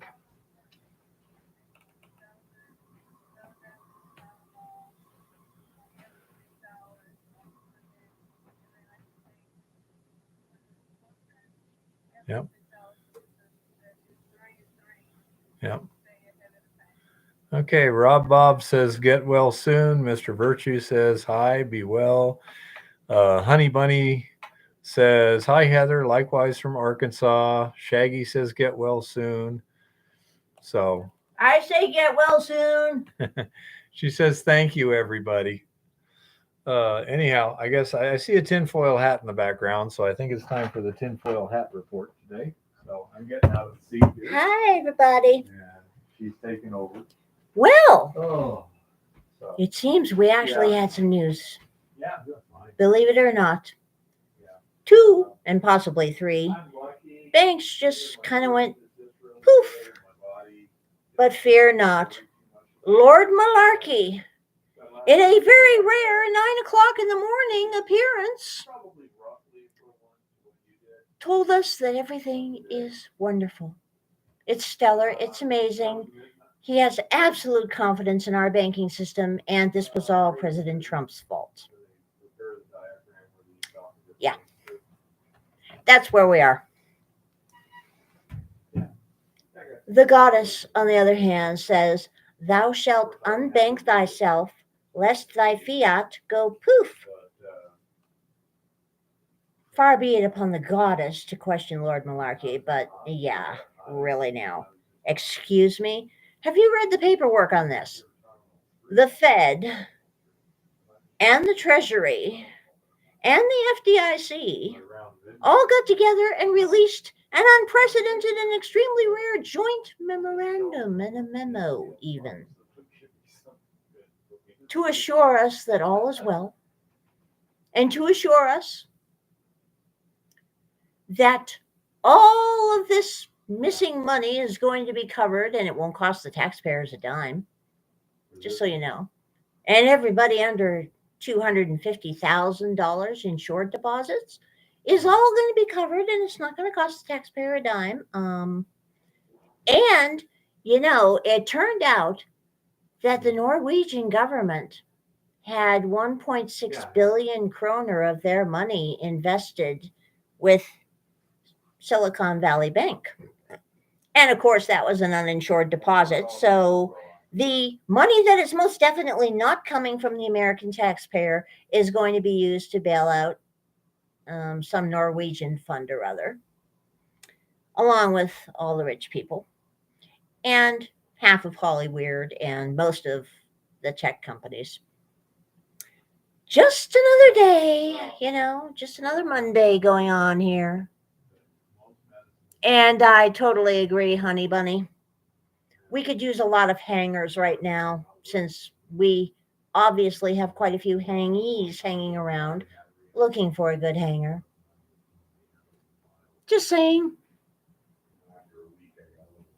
Yeah, failing banks are totally and completely normal, Mr. Virtue. We all know this. But in good news, gold closed at $1,909.10, would you believe? Silver came up a little bit to $21.73. Platinum is at $990. Palladium's at $1,400, and rhodium is at $8,100. Rhodium used to be at around $18,000, so that's a little bit bad for the rhodium market, but oh well. And gold price surges as SVB fiasco, that's one word for it, propels investors to safe havens. Gold prices surged on Monday as the metal's safe haven appeal drew in investors spooked by the collapse of Silicon Valley Bank, which anyone with half a brain saw coming weeks ago, including the CEOs who sold off millions of dollars in stock and gave themselves a big bonus. Just saying. With the crisis also sparking hopes, the U.S. Federal Reserve would have to slam the brakes on its aggressive monetary policy. Aggressive monetary policy? Methinks these people might be on a different timeline than the rest of us. Spot gold rose 1.5% to $1,905.82 per ounce by 12:15 p.m., highest level in a month. U.S. gold futures also shot up 2.3% to $1,911.70 per ounce. The second largest collapse of an American lender in history has sparked nervousness about potential spillover effects across the financial system and prompted U.S. officials to move to protect depositors' funds on Sunday. Global share markets subsequently tumbled while the dollar extended its decline. The bank failure has also driven a massive shift in expectations for more hikes by the Fed, with swap markets now seeing no more increases this year as the most likely outcome. Benchmark 10-year Treasury yields plunged to the lowest in over a month, supporting the non-yielding bullion. With 2-year yields down almost 1% in less than a week and the market increasingly pricing away from the prospect of a rate hike, gold has to go higher, said Ole Hansen, head of commodity strategies at Saxo Bank AS. Gold is the most rate and dollar-sensitive commodity. It represents a rapid turnaround for gold, which has now jumped past its 50-day moving average, signaling a change in momentum. The metal had already surged 2% on Friday after U.S. jobs data pointed to easing inflationary pressures in the labor market. Really now. Any escalating financial sector distress would almost certainly see an initial gold sell-off to raise liquidity, followed by fresh safe haven buying. Rona McConnell, an analyst at StoneX, wrote in a Bloomberg note. Its perceived market role likely now to revert to risk hedging as the headline element.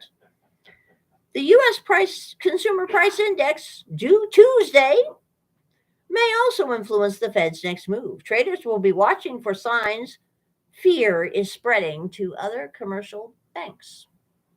Gold looks very much like it's fulfilling its mandate as a safe haven, with support from short covering of long exposures. Bart Mellick, head of commodity market strategy at TD Securities, told Reuters. Also benefiting from the SVB fallout are other precious metals, including silver, which gained 5.2% to trade at $21.84 an ounce. Palladium and platinum rallied 5.1% and 3.2%, respectively, to $14.60 and 48 cents and $9.98 and 71 cents per ounce. A lot of investors are looking to the precious metals space as a safe haven against this volatility and this risk, amid a much lower interest rate environment and the U.S. dollar that's dropping, which is lifting their prices. Now, have you called Bonnie? First of all, it might have escaped your attention since the media is trying not to talk about it, but trading was halted on well over 100 banks, a good portion of the financial sector on the stock exchanges today due to market volatility. There. I'm not worried about it. Amongst other things, as we all know. There are plenty of other things right now. As to this whole bank crash situation, it is well known that the goddess takes a very dim view of banks, and the goddess strongly suggests that you hustle on the internet over to Conservative Treehouse, where there is an article that has a very interesting link to, of all places, a CNN interview this morning with Kevin O'Leary from Shark Tank. You might find what he has to say highly illuminating.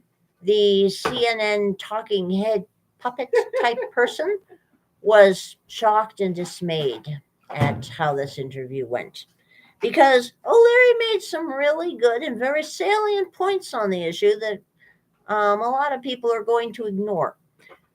Now, what the goddess finds fascinating at this point is even the people like O'Leary, who totally have a clue, are going out of their way to reassure people that the FDIC is going to cover all the little guys' money, no matter how many banks fall. Well, maybe, just maybe, that would be the case if the FDIC actually had the money to cover your deposits.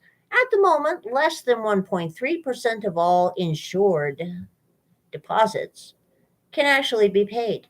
They ain't got the cash. And contrary to popular belief, the cash will have to come from the taxpayers. Can't come from anywhere else. Something to remember. It should also be noted in that interesting joint memo that came out, the feds said that all the costs for this would be borne by the several banks. They were not specific as to whether only certain banks would be paying these new fees and fines and things, or whether all banks would be paying them. And they were very vague as to the amount. But it strikes the goddess as rather odd, because if a bank's operating costs go up fairly significantly, then those fees are going to be passed on to the consumer in one form or another to begin with. And further, if the FDIC system that all the banks pay insurance into was actually any good, then they would actually be able to cover their deposits. And then the goddess got to thinking, which is always a very dangerous exercise around here. Many people espouse the idea that one should put their money in a credit union, because credit unions are universally seen as safer and less exploitative and more friendly and more responsive than banks. So the goddess started doing some digging and discovered that yes, credit unions have an insurance program too. It is also managed by the Fed. It is very, very similar to the FDIC plan. The only thing the goddess can't find is how much money's in that fund. Mm-hmm. That seems to be kind of difficult to run down. Whereas if you want to know how much money the FDIC has, well, all you have to do is go to their website or go to the Federal Register and read the nice memo they put up about how they're working hard to get to the point where they'll have 1.35% of their obligations covered by 2028, and they're trying to bring it up to a whole 2% of obligations covered. This all comes back to why sound money is important. Because if you have a non-fractionalized, non-debased sound money system, these types of peccadillos and shenanigans are rather difficult to pull off. And yet now we have Lord Malarkey and Company pretty much stating that they're nationalizing our banking system, and everybody is applauding them for doing so. Just one of those little things that goes on. And an unpleasant one at that. Treasuries, risk-free or risk unlimited? That's a good question. Let's find out. The high-profile collapse of Silicon Valley Bank last week is a story about bad debt, just not in the way most people think. You might want to look up Uncle Bumblefuck, AVE, that money is a trap, on YouTube. He did a very good explanation of this too. Bank executives didn't issue too many loans to poor quality borrowers. They made what they believed to be conservative investments in the safest of all assets. The bad debt turned out to be U.S. Treasuries, an asset class they assumed to be risk-free. This gives the goddess things to ponder. Now, were we on a sound money standard, the gold standard, or a bimetallic standard with copper as an adjunct monetary metal as needed, and it was not fractionalized, then a U.S. Treasury bond would indeed be risk-free. It is interesting that so many aspects of our economy have disappeared, but they're still using the things that go with sound money as a vehicle to sell their debt. Okay, and that's what it comes down to here. This assumption was reinforced by regulatory requirements which artificially incentivize bankers to hold U.S. Treasuries as a Tier 1 asset and bulletproof collateral. Collateral.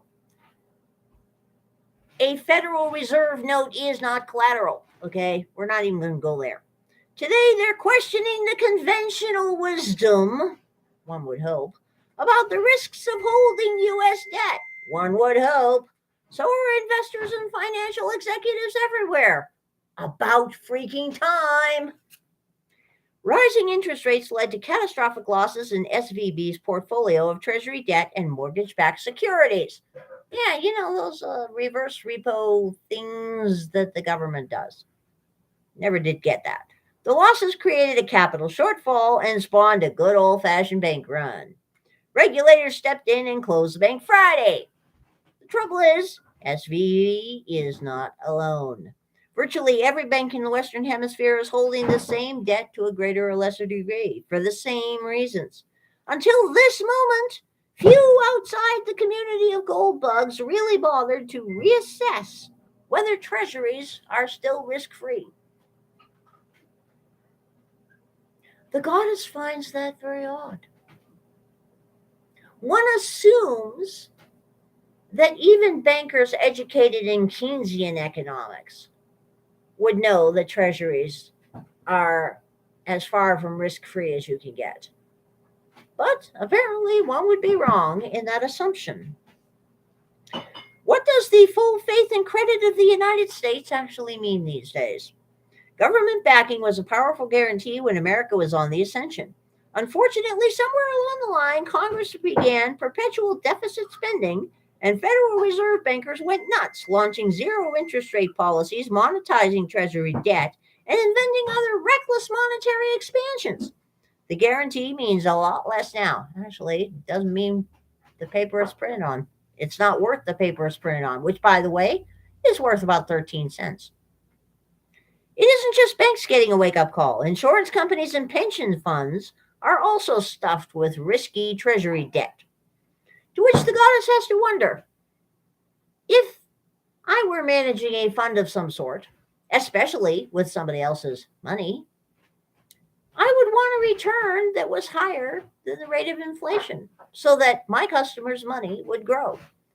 Treasury bonds have never or very rarely outpaced inflation, either the government numbers or the actual number. Therefore, they're not a good investment to begin with. You want investments that actually give you a profit.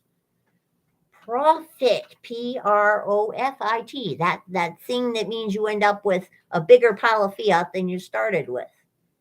Not the fiat's good for anything except turning into silver and gold. Okay? Just so you know. So are state reserve accounts. They're so-called rainy day funds. That's a good question to ask our governor this week.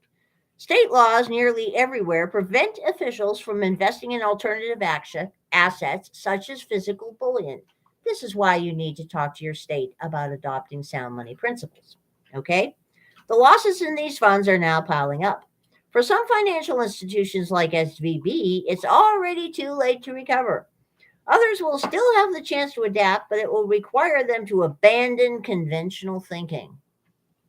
Well, when conventional thinking is shown over and over again, never ever to work, it's probably something that needs to be abandoned. Just saying, Investors must learn to operate in this era of declining confidence. Assets fit loosely into three risk categories when return of capital becomes more important than return on capital. Some assets are pure paper, backed by nothing but confidence. This includes U.S. Treasuries and the U.S. dollar. Exactly. The collapse of SVB is a byproduct of the artificial bull market and government debt fueled by central bank buying. In a rising inflation and rising interest rate environment, not only can bonds underperform, they could become worthless if trust is lost. Treasuries only recently broke downward out of a 40-year bull market, and the full faith and credit of the U.S. isn't worth much these days. The next category of assets are derivative instruments, which offer some claim against an underlying asset. That is important. Stock options in publicly traded companies, ETFs, and futures contracts are examples. The trouble with many of these paper assets is they also derive much of their value from confidence. Counterparty risk and leverage mean there may be nothing left backing the paper one holds if things go wrong. Tangible assets owned directly, not in derivative form, carry no counterparty risk. They include real estate, precious metals, and other goods such as diamonds or fine art. I would class this as all real commodities, consumable or durable, okay? My pantry has appreciated in value above the rate of inflation this year. We made a profit stocking toilet paper, people. Just so you know. Real estate carries a potential loss because central bankers have spent decades keeping mortgage rates artificially low, thereby blowing a bubble in prices. No asset is risk-free. That's a marketing term coined by Wall Street bankers and bureaucrats to peddle debt backed by the full faith and credit of our now hopelessly insolvent Uncle Sam. Today, the closest an investor can get to risk-free is an investment in tangible assets which offers zero risk of going to zero and no counterparty risk. Interestingly, one of these physical assets, gold, was designated as a Tier 1 asset alongside U.S. Treasuries several years ago. Unfortunately, bankers and other financial executives took pretty much no action to diversify their balance sheet into gold. Perhaps those who survived the carnage now begun by SVB's collapse will finally get around to buying some metal. Pigs might fly too. Just saying. Monkeys might fly out of my butt. This could happen. You never know. We should be so lucky.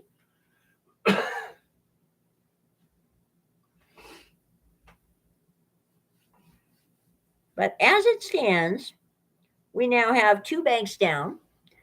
The risk list of banks that are really underwater is really long and really, really, really scary.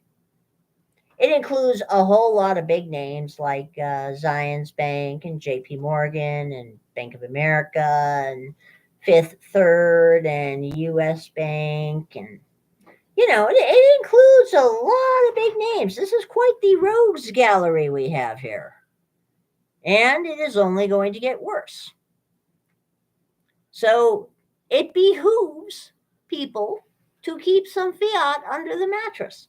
And anecdotally, there's quite a lot of talk on Reddit from people who tried to go get some fiat to put under the mattress and discovered that their ATM machines seem to either be mysteriously out of cash or, in the case of Chase Bank, are just spitting out a sheet that says, a little receipt that says transaction denied, try again later, sorry for the inconvenience, with no explanation at all. So one wonders, because it is also a very well-known fact, that banks no longer have to keep any fiat reserves at all. So the goddess would recommend, when you make those debit card purchases at places that will give you cash back, grab an extra 20 or 40 bucks every time. Since you never know whether your bank is still going to be open in the morning. Bank dominoes are falling. And by the way, this is also going to impact the crypto sphere. The crypto sphere has been amazing. Bitcoin went and rallied like crazy because, of course, the basic premise, decentralized currency, is on the surface about as far from these central banks that are going poof as you can get. But the interesting part about this is the crypto world does have CFIs. They have centralized financial vehicles like Coinbase, and they do a lot of brokering through banks, with banks, and otherwise throughout the system. And as we know, SWIFT recently changed their rules regarding sending crypto to people using their system. And we have seen many of the CFIs that people rely on in the crypto world pretty much disappearing there after that whole business with FTX started happening. So we shall see what we shall see in that regard. In September 21, Silvergate Bank, specializing in digital currency, was performing well.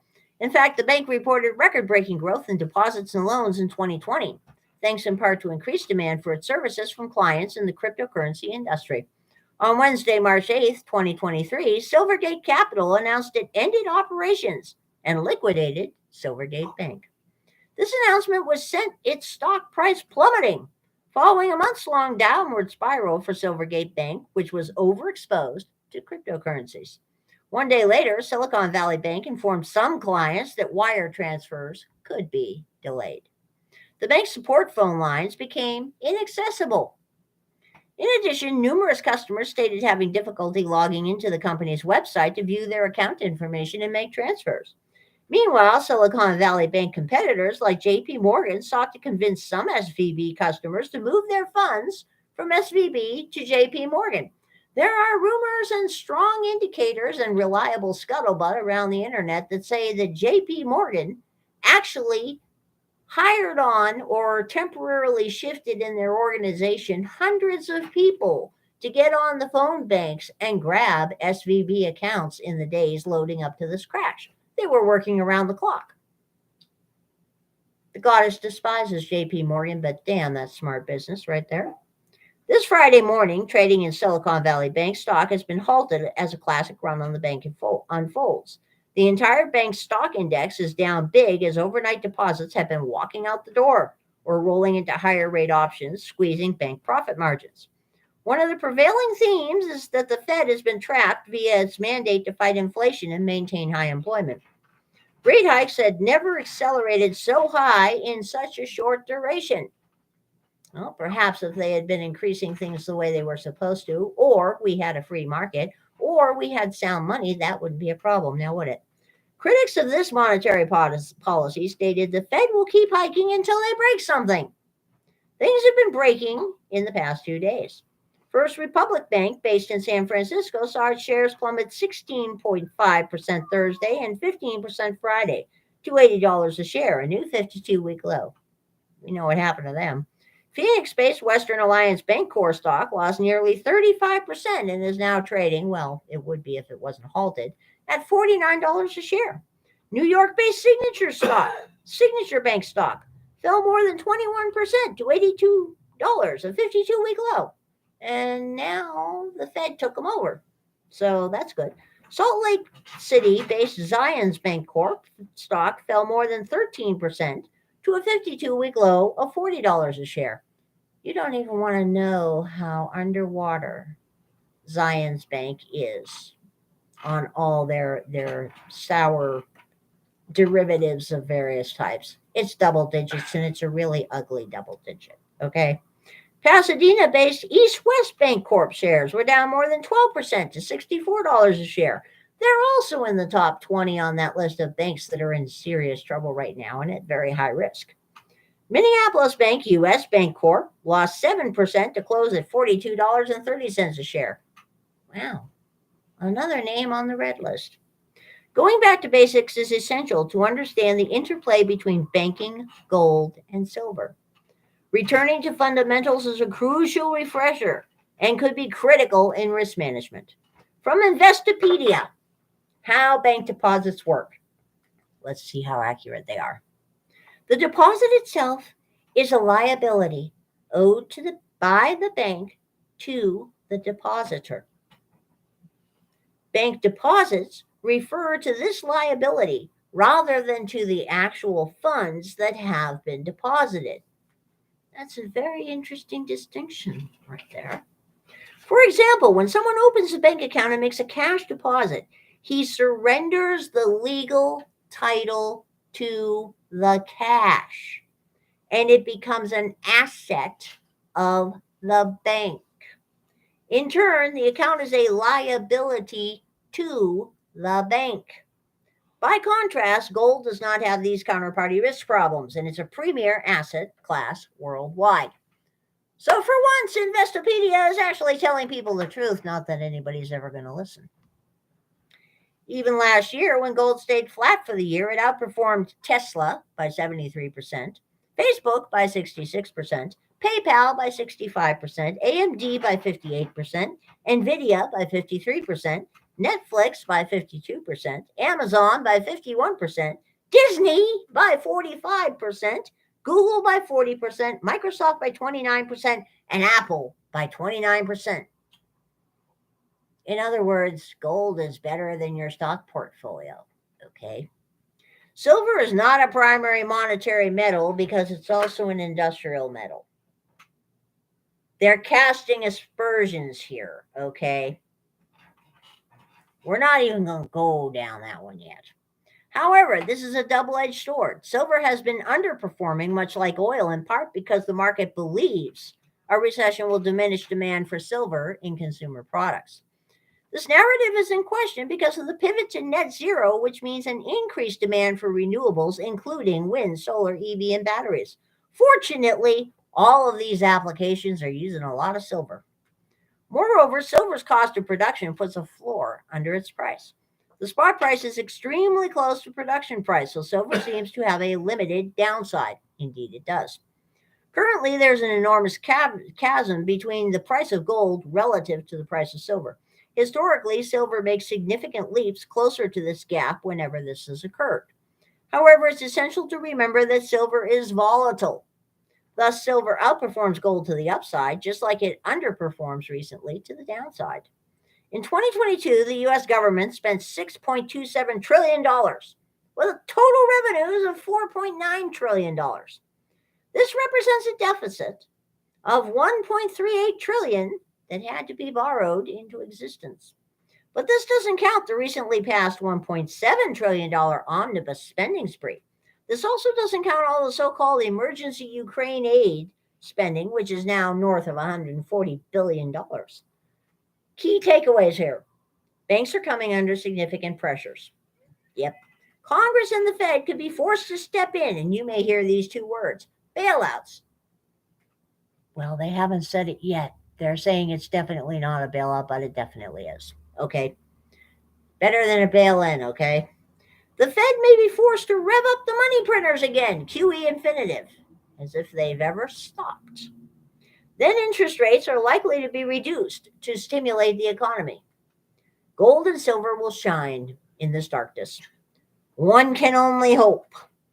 Because I'll tell you right now, these yo-yos don't know nothing about good bookkeeping, okay? That is just ridiculous. What else is new? And Zero Hedge is weighing in here on the issue. Are gold and silver the only ones who know what they're doing? Go away, you silly thing. Now, let's see if I can get to it.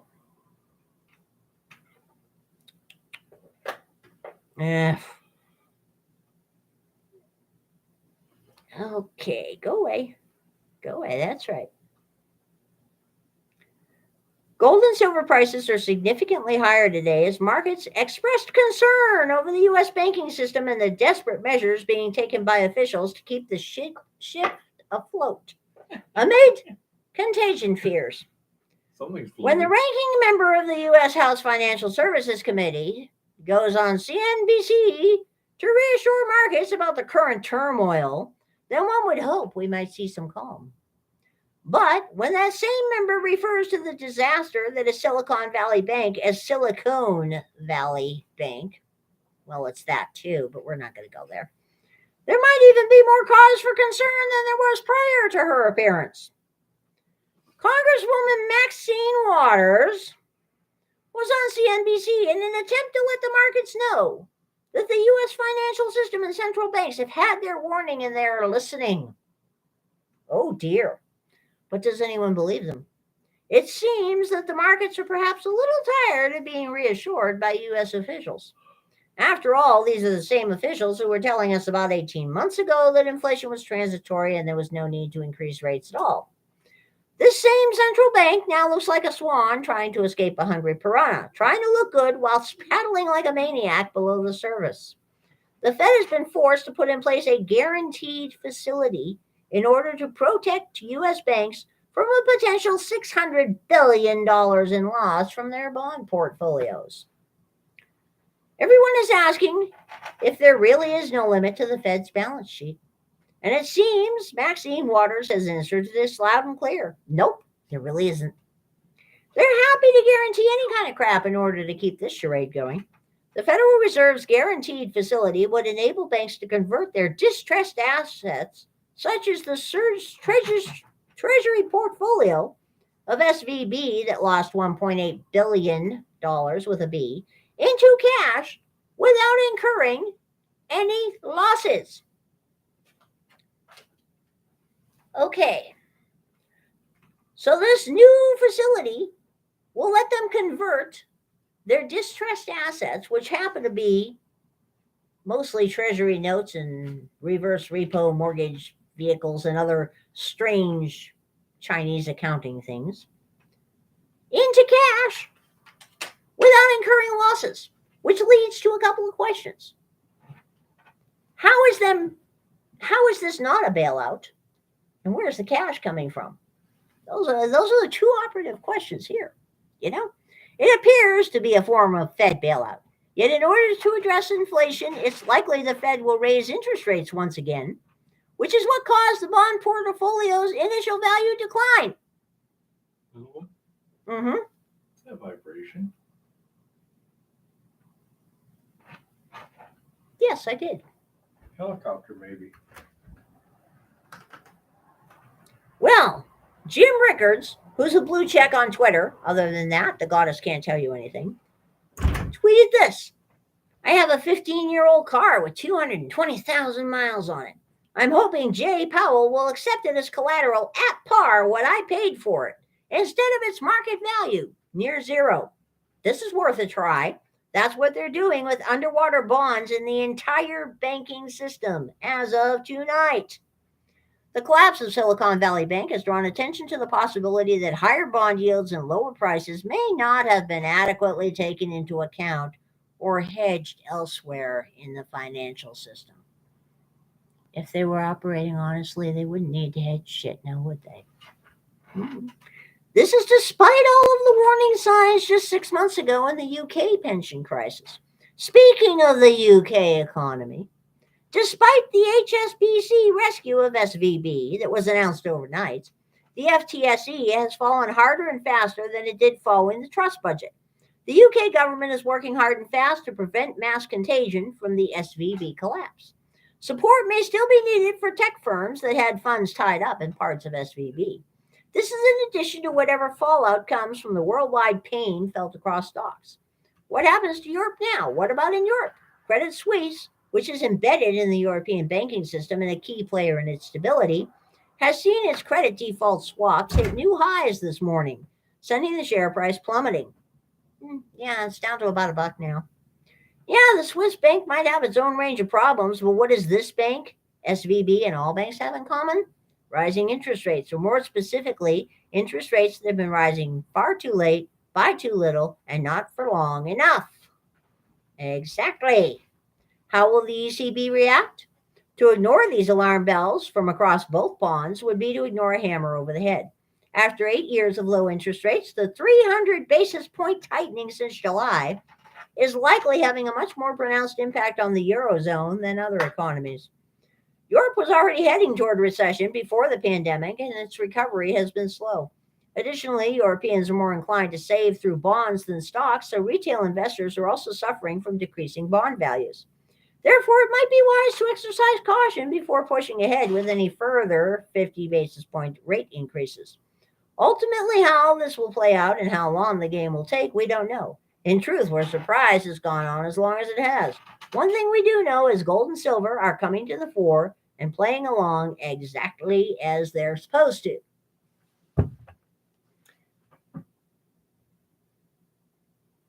So the goddess shall say again,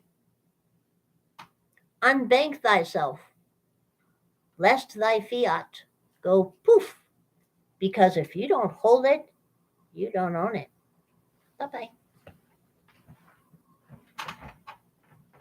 Can you try and figure out where that vibration's coming from, little one? Sit in that chair and just feel with your feet. I don't feel anything now. Yeah. It was about the same frequency as a helicopter rotor, but Yeah, I felt it for just a minute. And yeah, I don't know what it was. Just a second. Some kind of a resonant frequency. Yeah. Oh, well. Could have been. Let's see. Could have been an earthquake. No, it was a very steady vibration. That was not an earthquake. That was mechanical. Don't know what it was. So that's why I was doing all that weird stuff, because there was a vibration in the floor, not huge, but it was like, that was very steady. Like I said, Might have been a harmonic. Just a minute. Mr. Virtue says thanks. Shaggy says have a good one, Eva. Oh, yeah. I am the good one.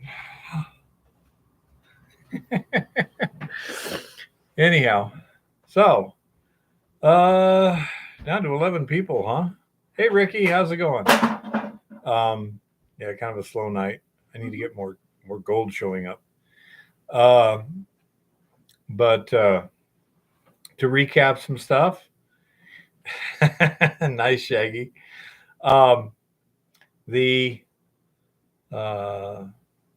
new elution system, new stripping system with using the cartridges seems to be working okay. Going to be doing a little work on trying to make the electrolytic cell a little easier to use and such and work better. Going to be checking to see if I can get iron to cement the gold out of solution without any electrolytic current on it, just to see what happens. And going to be working on the electronic stuff. Hey, Tricky, how's it going? Did you get his power on? At least you didn't fall off the pole this time. Man. I mean, I'm the butt of testicle jokes. You're the one that falls off poles. Show us the diagrams behind you. Okay, Mr. Virtue. Okay.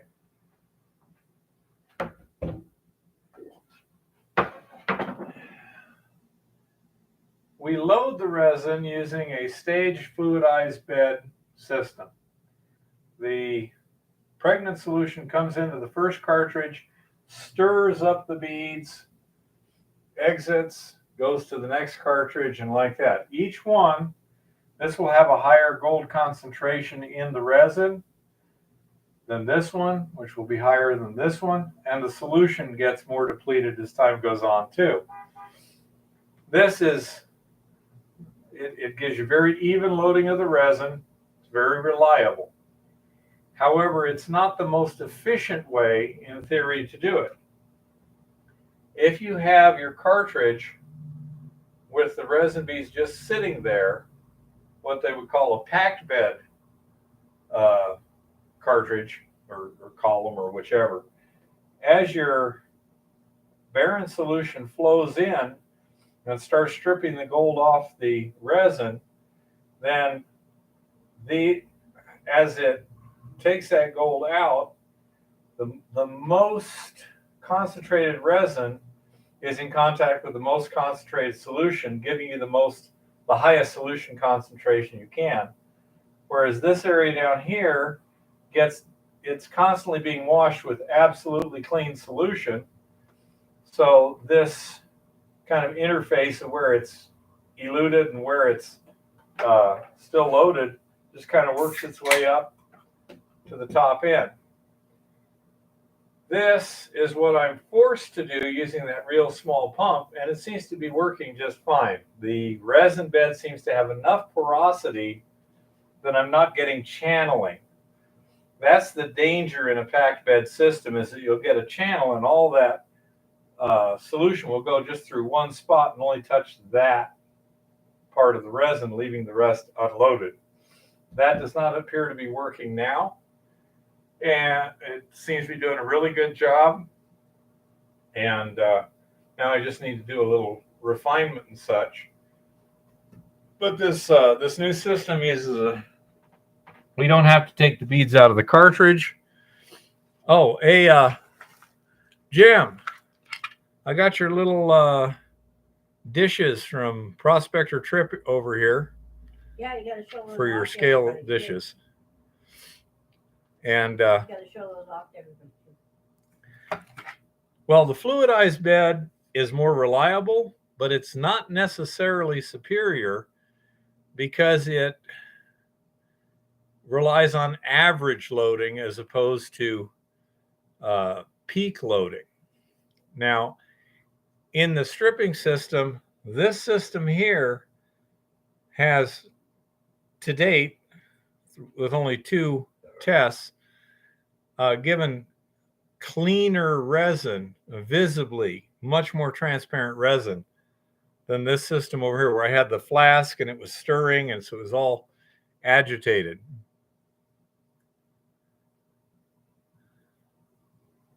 Hey, falling off is falling off. Unless you're a bunny, falling off is the same thing. Plunk.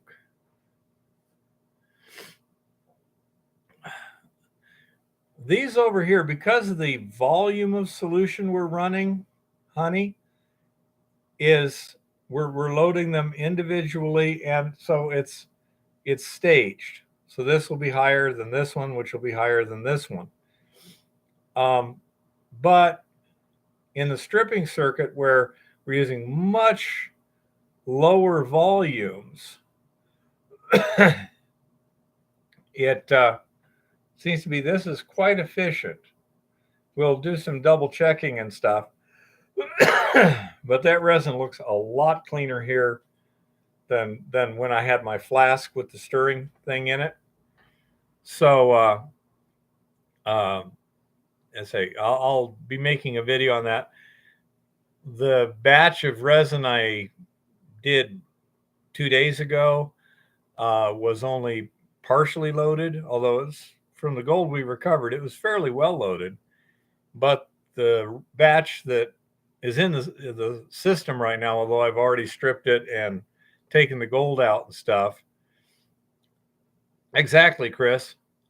Then it, I haven't had a chance to look at it yet. No, you don't need to in the case of packed bed column because nothing moves around. There are separator discs or confinement discs basically at each end of the cartridges. And so this system here also, because it's in a cartridge instead of in that flask, it also gets a whole lot fewer, what would you call them? Rogue resin beads running around in the final electrolytic stuff. So I said there's a lot of advantages, not the least of which is with this system here, something about the size of a 5-gallon bucket, I can strip 3 cartridges at once, as opposed to the previous system where I could do about 1 cartridge at a time, less efficiently. So this summer, if we can get our 1 ounce to the ton target and be able to operate at, say, 1 ton per day milling capacity, then we should be able to recover 1 ounce per day using the new system I've built. The only component we need at this point, assuming everything continues to operate as it is right now, is just a bigger pump.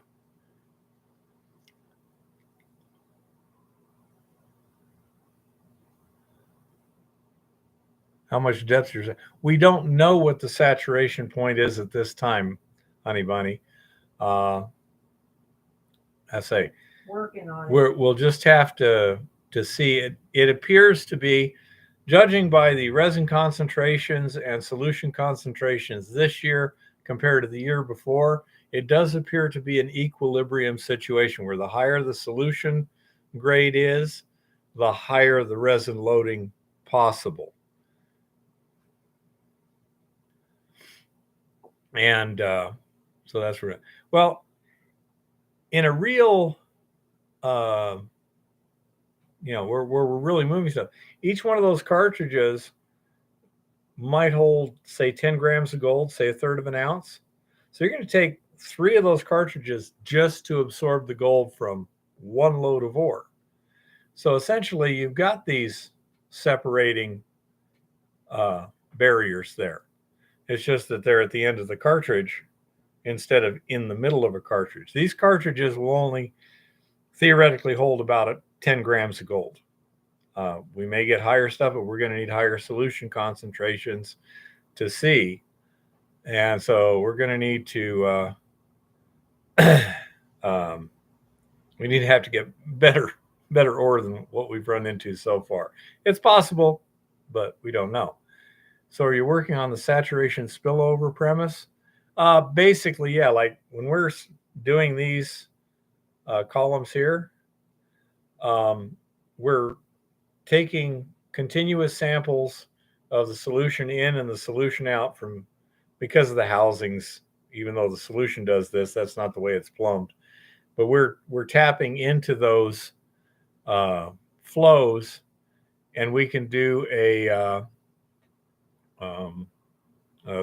inexpensive spot test to get a good approximation of how much gold is in solution. And if the gold into a column is visually as close to identical as the outflow as you can tell, well, then it's assumed this is loaded. You take it out and you move everything up, put a fresh one in the bottom end. And that's how we can monitor this in real time. So yeah, that's how we would tell it's saturated. Obviously, after you've been doing it day after day and stuff, you get better idea of when saturation is going to occur and when you need to test and this and that and the other. And so we can monitor this in real time, and we can monitor the stripping circuit in real time. In this case, due to some of the physical details of the system, rather than just dipping the copper strip in the solution at an appropriate point, I don't have an appropriate point now. I just take out the hose from the electrolytic cell, pour it into a container, put it back in there, and then put the strip into the container. And so far, before, I've gotten back there both times, it's been below detection limit. I can't see any indication of gold on the copper. No changing color at all, except nice clean copper. So I can make, I call it actionable intelligence. It tells me what I need to know to make a decision. I can tell when the resin is stripped, and I can tell when it's loaded. And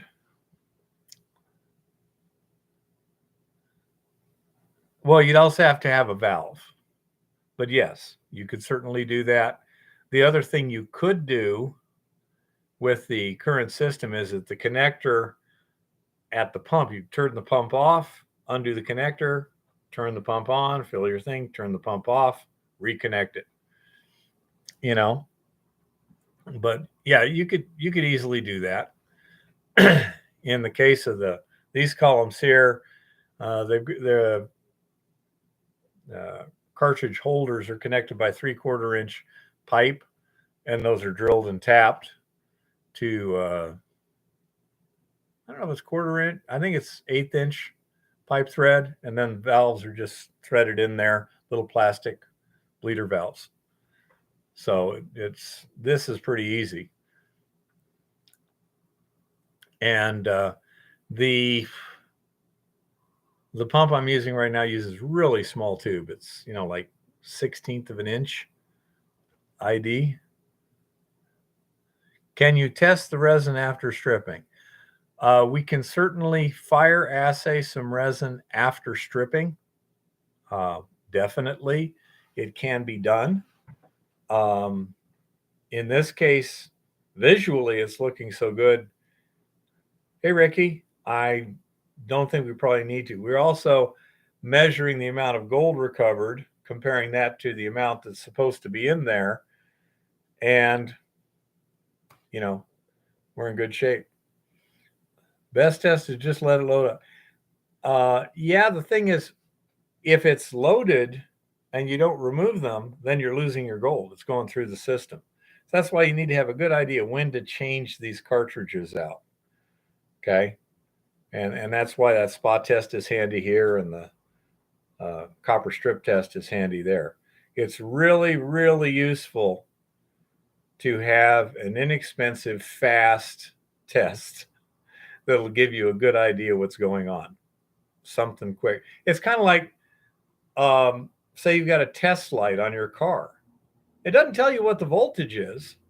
You can get an approximation by how bright the light is, but it tells you if there is voltage. And that's what I mean by, hey, garage prospecting. That's what I mean by actionable intelligence. You can tell, okay, is this done? Is this ready to change? That sort of thing. As long as I can know that with confidence, that's all I need to know. And so far, it looks like we're in pretty good shape in both of these. Yeah, in both cases, it is a spectrum.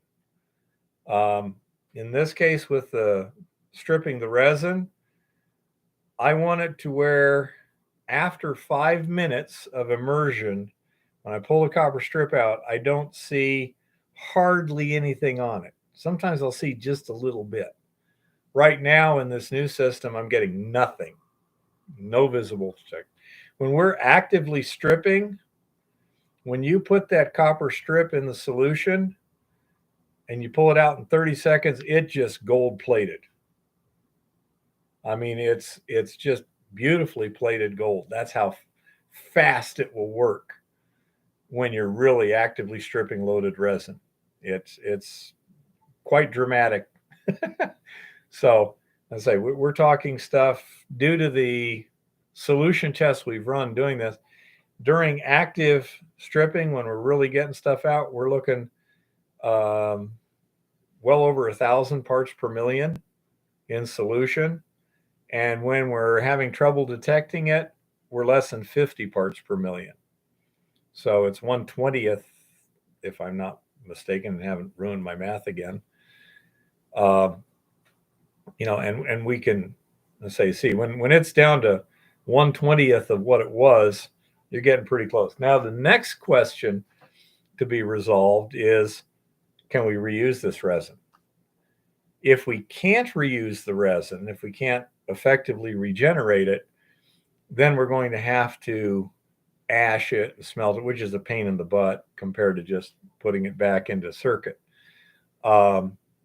Theoretically, we should be able to regenerate it. It may be a challenge, or it may already be done. I don't know. I've got some stuff that I followed the regeneration procedures that Purelight gave me, which is the ones that were effective at stripping. Possibly, although the term partly honey is the thing. We're getting like 90% recovery in the times that we're doing this here. Looking at these new resins, I'm thinking we may be getting a whole lot more than 90%. Okay.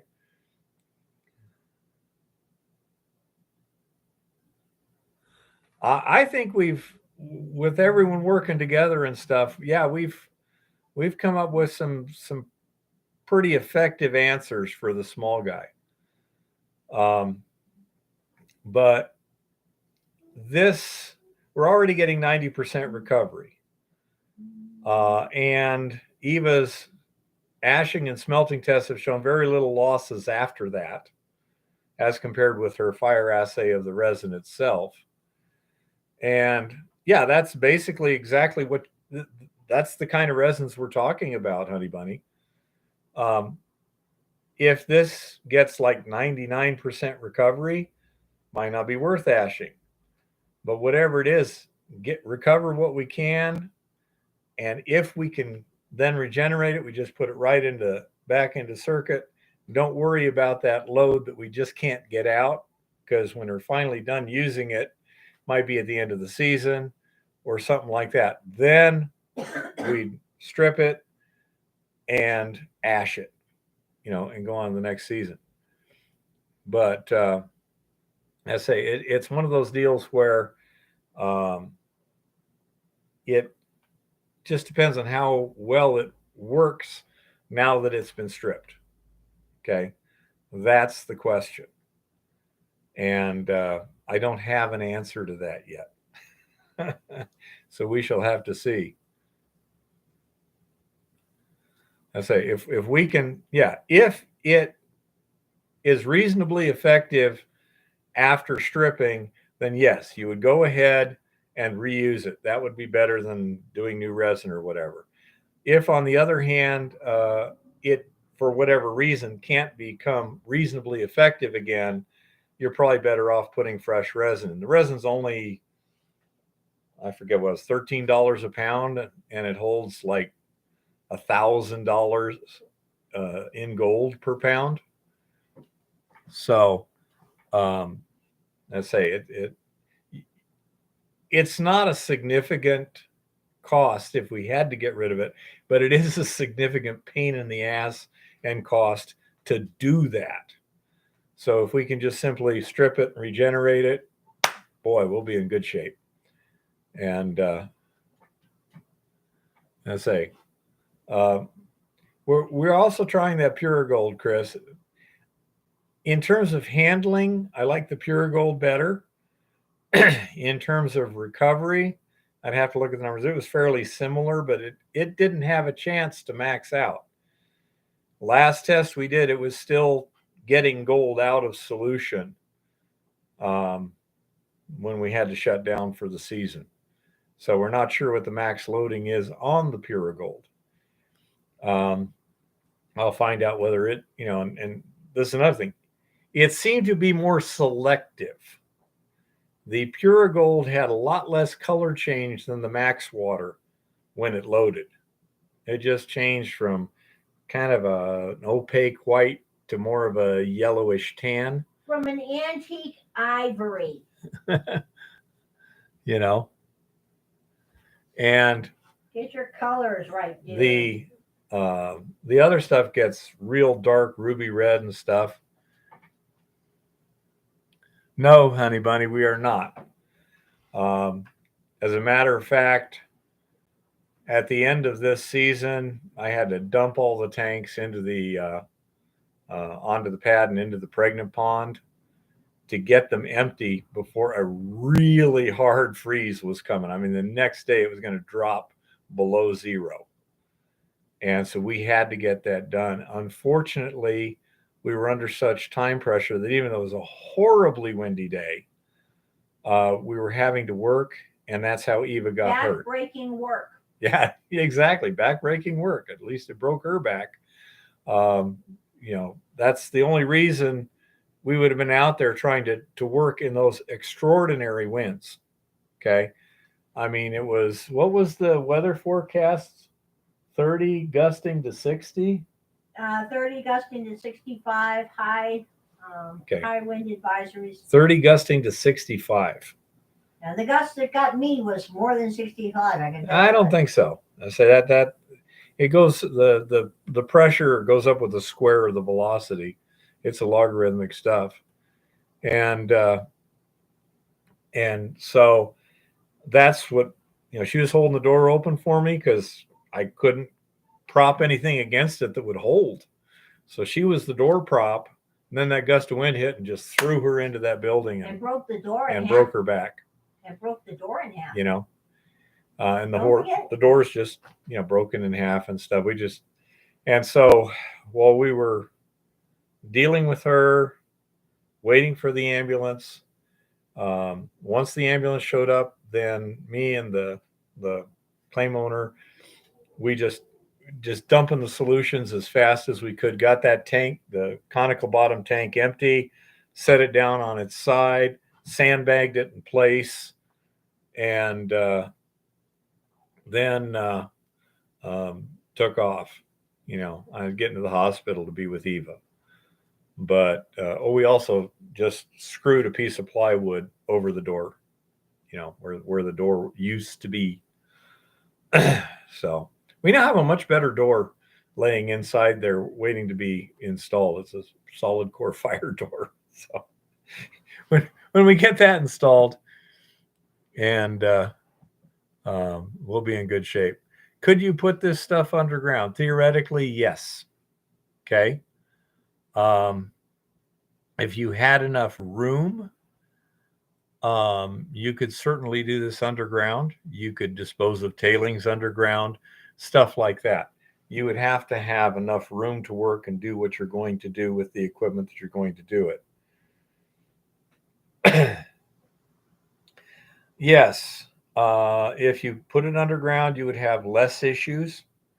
You certainly wouldn't have sudden changes in temperature. Absolutely. You could also build an insulated building with artificial heating. That's a certain possibility too. Currently, we don't have the value in the ore to make any of those things make sense. We figured it out. We mined and processed 13.5 tons of ore last season. Just me and Eva, and I say, so that's with just the buckets and jackhammers and everything else. And paint the roof black doesn't do too good in 0-degree weather, unfortunately, honey bunny. There are places around here where they do have geothermal heat. They do have hot springs. So if you were near a warm water reservoir, you might be able to do that. And so you could use various things. Waste oil heaters are very common here. And wood heating is quite common here. If you had a good sized wood stove and good insulation, you can heat a pretty good sized area above freezing, which is all you absolutely need. It would be nice to have it, room temperature, but like Lauren's shop, I haven't seen him comment today, but I'm not sure how much oil he goes through in a winter, but I would imagine it's probably between 1 and 2,000 gallons of waste oil. He also used to be able to get crude from the Bakken oil fields. The problem with that is the crude oil has so many volatiles in it. He had to literally cut it with waste oil in order to bring it into spec with his waste oil heater.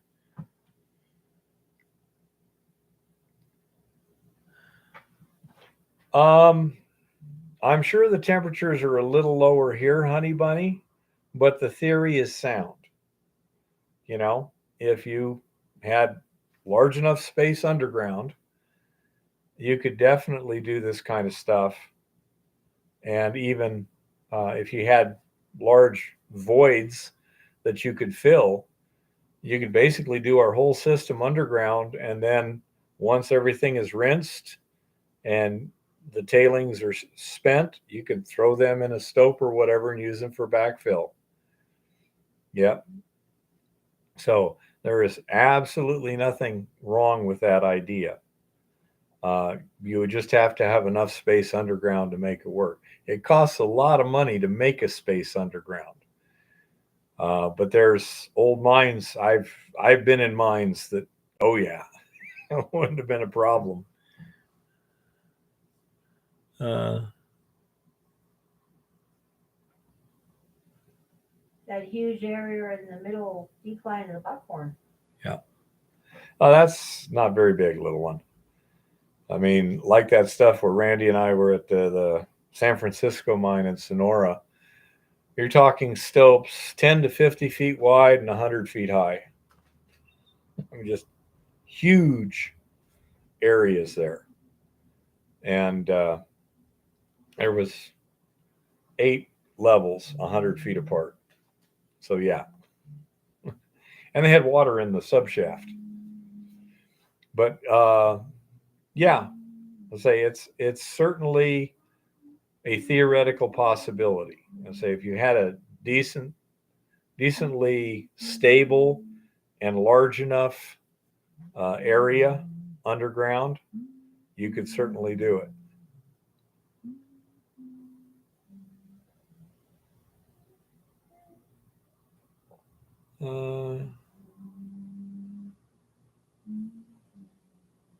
Yeah, I say I have no idea on the detail. I know I say if you had geothermal water where it's coming out of the hillside at 120 degrees as much as you wanted, yeah, you could probably make something happen pretty easy.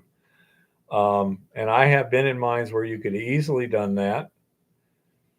And if you had, let me do this here. Let's suppose, for the sake of argument, that you had a steeply dipping vein. Okay. And wouldn't have to be too much. Let's say it's 20 degrees. Okay. Like that. So if you had a steeply dipping vein and now we're looking at it this way. So think of like this whole whiteboard is actually a vein. Okay. So you come in here, drive a tunnel down here, and drive a tunnel up here.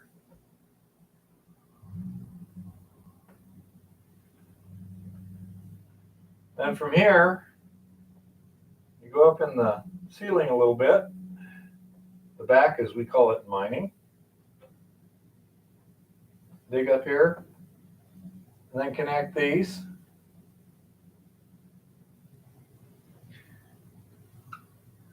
you create a tunnel here, and here's your back. Then you drill up there and you cave it down, and you wind up with a bunch of rubble here, and that comes down. You suck enough out so that you get airspace in here to work in. Your rock is going to expand about 50% when you blow it up. So if you had a, say, a 10-foot back here, then you could blast down maybe 6 feet of rock, and you're going to wind up at about the same place, but then you'd have an airspace above it. This is called shrinkage stoping. And you just keep taking this rock out in these slices and hauling it out here to your mill until you either break through or you get so close you don't want to go any further. Let's just assume you do this. And then you have an access there and there. So now what you've done is created a large void in the rock, which, first of all, is a handy space, but also it's someplace where you can throw stuff. So now what you do is you come over here and do the same process again. And you start working your way up another stope here.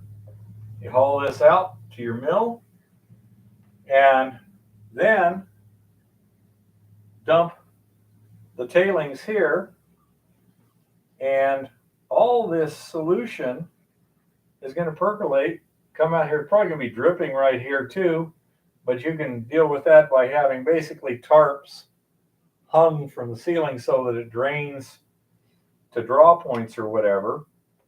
You could, if you wanted, kind of build this up a little bit here with some sand first, some tailings, and then coat this with plastic so it contains it a little better. And then you put some valves here. You can draw your solution out, send it back to the mill, and dump your tailings here, and just fill this whole void up with sand.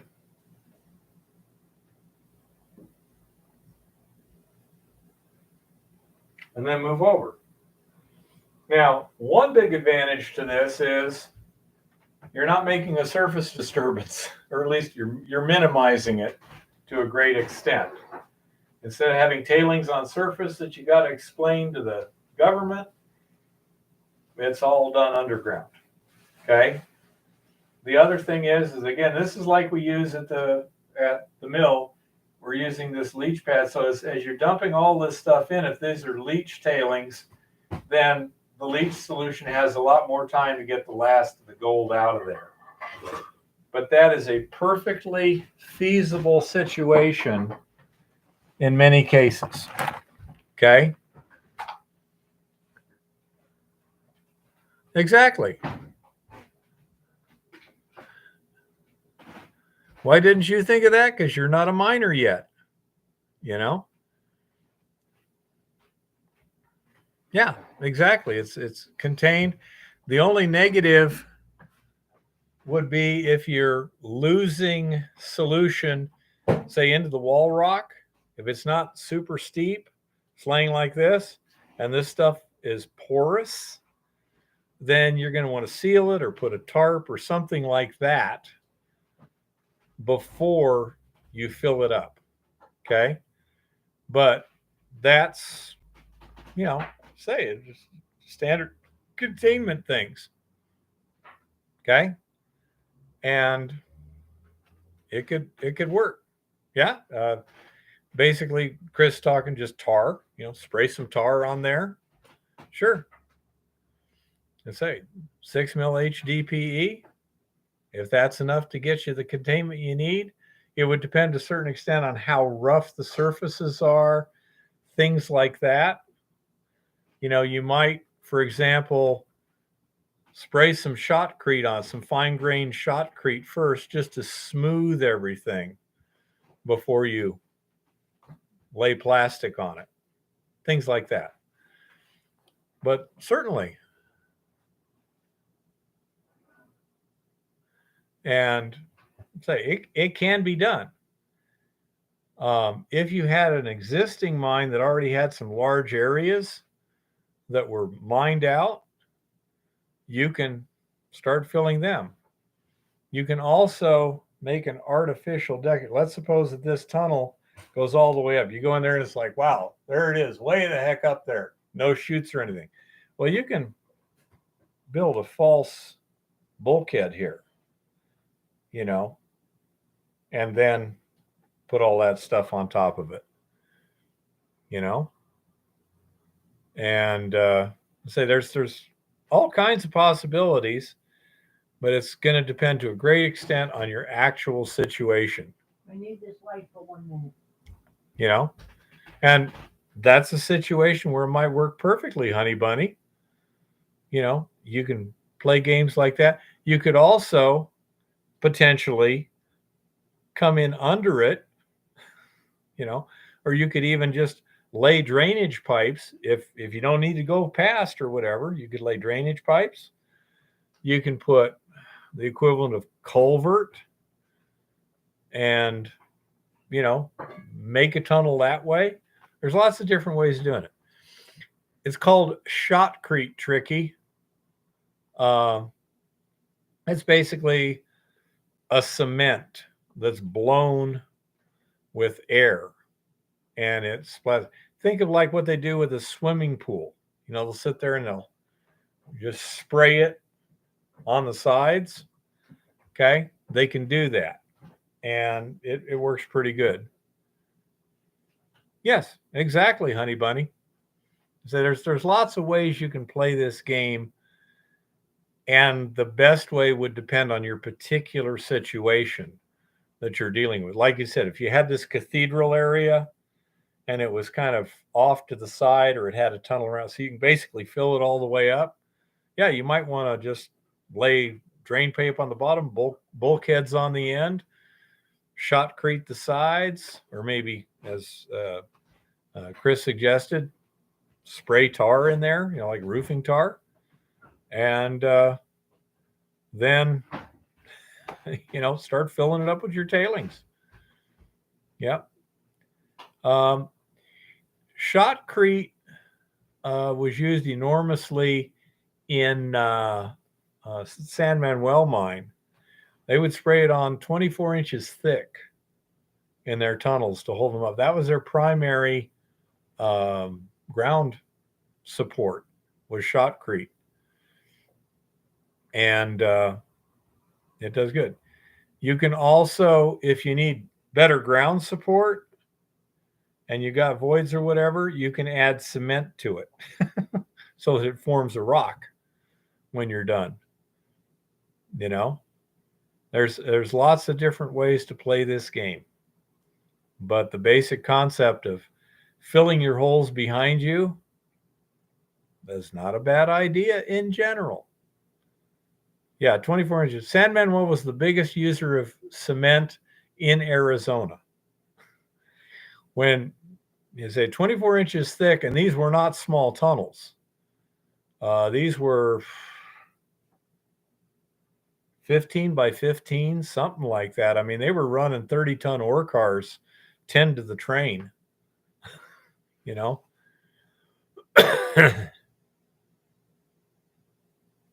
Ha ha ha, Tricky. Yeah. Mine would be 24 inches minus 1. So I'd be 23, huh?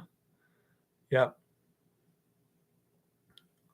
And yeah, if it's shotcrete, it would have cement in it. Okay. The exact blend would depend on the engineer. People don't realize these are engineered materials.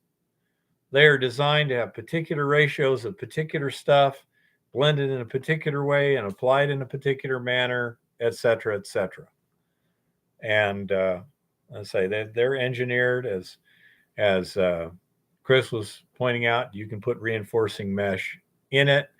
You can probably put reinforcing fibers in it too nowadays, essentially like fiberglass.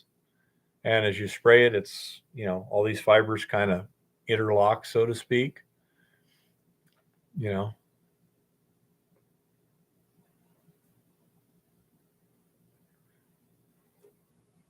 that sounds about right, Honey Bunny. They had a lot of those near Tucson. But say underground, a train with 30-ton ore cars, 10 of them 10 per train. That's pretty good size for underground.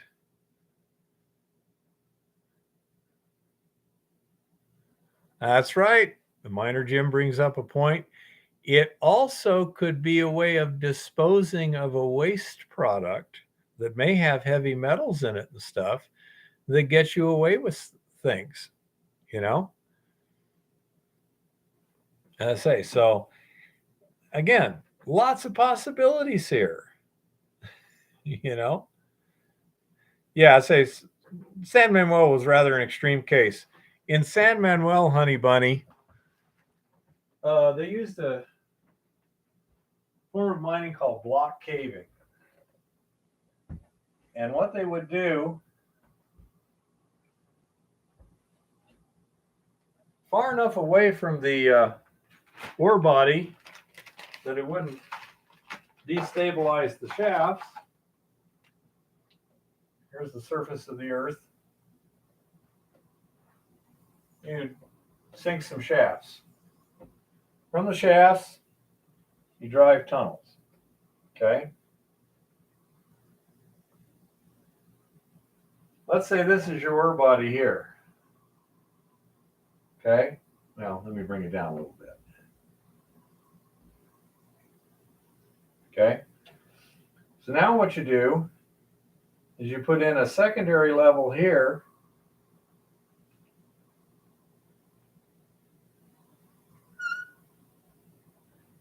And underneath this ore body, you drive side tunnels like this. Okay?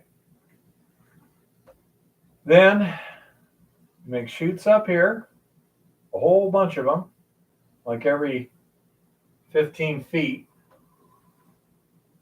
Then you cut another level here. And this would be kind of room and pillar mining, where you leave some stuff standing to hold up the back. Then when you got this all mined out and you're ready to go, you blow all of these. And now this rock starts caving down. And it falls and winds up going into these chutes, these draw points here. And more rock breaks, and you pull that stuff out, and create that airspace, and it comes down. Once you start getting up like this, it's grinding itself up as it goes. It breaks itself up in the process. And at San Manuel, they had a hole in the earth's surface. This was 500 feet from where the old surface was to the bottom of the shrinkage. And this whole ore body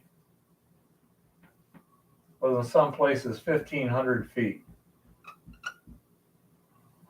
thick. And once they did this, they just kept sucking it out. So these tunnels here were under enormous pressure. And that's why they needed such thorough ground support. And according to the engineer that was giving us the tour, the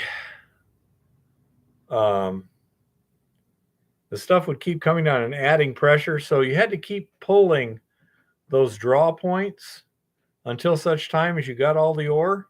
Because once you stopped pulling them, the pressure would build until it would crush those tunnels. And I have, and he took us back to some place where they'd stopped mining and it had crushed the tunnels. And yeah, we're walking in a tunnel that's 8 feet high, and it just started getting shallower and shallower. And we stopped to where, we're kind of crouched over, and ahead of us, it shrinks down to like a foot, And so it was, I say it's pretty impressive. That was some major mining stuff there.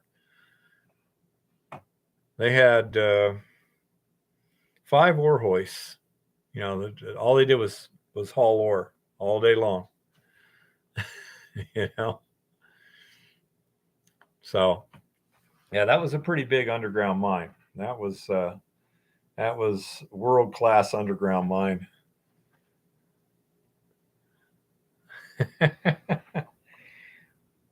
Well, Chris, I didn't say it's scary. If you do it right, it shouldn't be scary. Okay? That's the thing, is if you're mining properly, you shouldn't have stuff going, I don't know what's going to happen. You should know what's going to happen. You know? And that's one of those deals where the old timers did a lot of stuff. By the way, any of you who haven't watched, was that Mount Baker that did the tour down there? Yeah, it was Mount Baker. Yeah, Mount Baker Mining. They went on a tour of the Copper Queen mine in Bisbee, and it was very, very well done tour. And he did a good job of documenting it. And I would recommend that for anyone who hasn't really seen a good underground mine sort of thing. You know. And if you're ever unlucky enough to be in Arizona, take the tour. Yep. Yeah, if you're down there in Bisbee, it'd be a good tour. Yeah, I'd say if they were mining limestone and people died, they were doing it wrong. Yeah, the Copper Queen. Yep, it was. Yeah. I was with a friend and business associate of mine at that San Manuel mine. And as we were there in the area where it had been crushed and everything, and there's water running down these muck piles from the old draw points and everything, and it had undercut a little bit of dirt, and so all of a sudden, just a little, like this much dirt and rocks just started tumbling down the little muck pile there, and all 3 headlamps instantly were on that spot. And my friend who's died since then, I told her later, I said, that's pretty good. You didn't freak out. And she said, oh, I was freaked out, but I was watching you guys. If you'd have taken off, you'd have had trouble catching me. you know?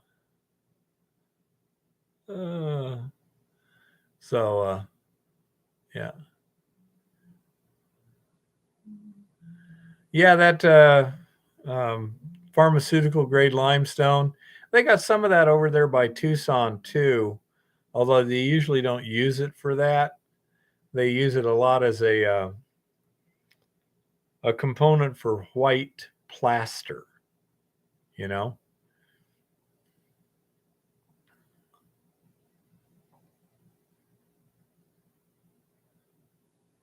Did Honey Bunny, are you saying you actually tried to buy the Cool Cave Quarry? I'm not sure what you tried to buy.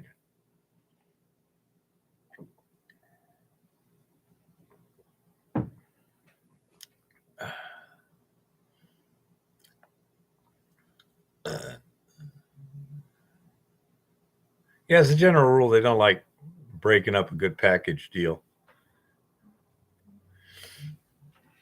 So, anyhow, but yet, you bring up a good point, Honey Bunny, that, yeah, you can easily use voids underground as disposal areas. At the American Girl mine over by Yuma, they were mining an ore zone about 10 feet thick. It was pretty flat lying. And in order to get good recovery, they would mine an area out and then they would fill it with basically cemented fill. And then they could mine out the stuff next to it and do the same thing. And that way they get 100% recovery. And they weren't even at very significant depths. I mean, they were going in the side of a mountain that, gosh, at most it was only maybe 300 feet high. So they didn't have a whole lot of heavy ground there. It just, it's cut and fill underground mining. And by using a cemented fill, you're basically removing rock and replacing it with rock. So you can get 100% recovery of the ore. Works fine. There was a mine up in Nevada. I forget, Barrick maybe. But they had an underground and a surface thing, and they did a 1-hour documentary on it. And they were doing cut and fill underground mining and stuff. And it was a pretty good video too. That it was pretty well done. So it's and mining is a 3-dimensional game, and people forget it there. Yeah, Jim. If you fill all the voids, it can't squish very easy. Yeah, so I'm not sure. I wasn't involved in that one. He's just someone I knew. And so I'm not sure what the details were on that one. But they were doing cut and fill. Yes, and as Chris says, it may be because the rock was weathered. It could be fragmented too. These are desert mountains. This is about 30 miles from the San Andreas. So there might have been some significant fracturing there too. And well, the Montana Bee's within 100 feet of surface, but it's a pretty small area. We're keeping it pretty modest at the moment. Tree roots in your attic are a bad sign, huh? Okay, I'll go with that.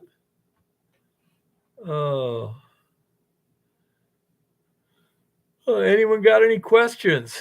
Hey, Jim, why didn't you show up tonight? People won't like you. You feeling okay? He's recovering. He's recovering. Ha! I laugh upon him. He recovers too much. He's recovering. Cut him some slack, dude. How you would excavate underwater. Okay. Excavate through what?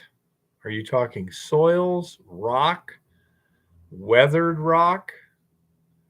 A lot of those things, if it's like weathered rock or soils and it's underwater, you're probably going to have to use complete shoring. I mean, things like they make something called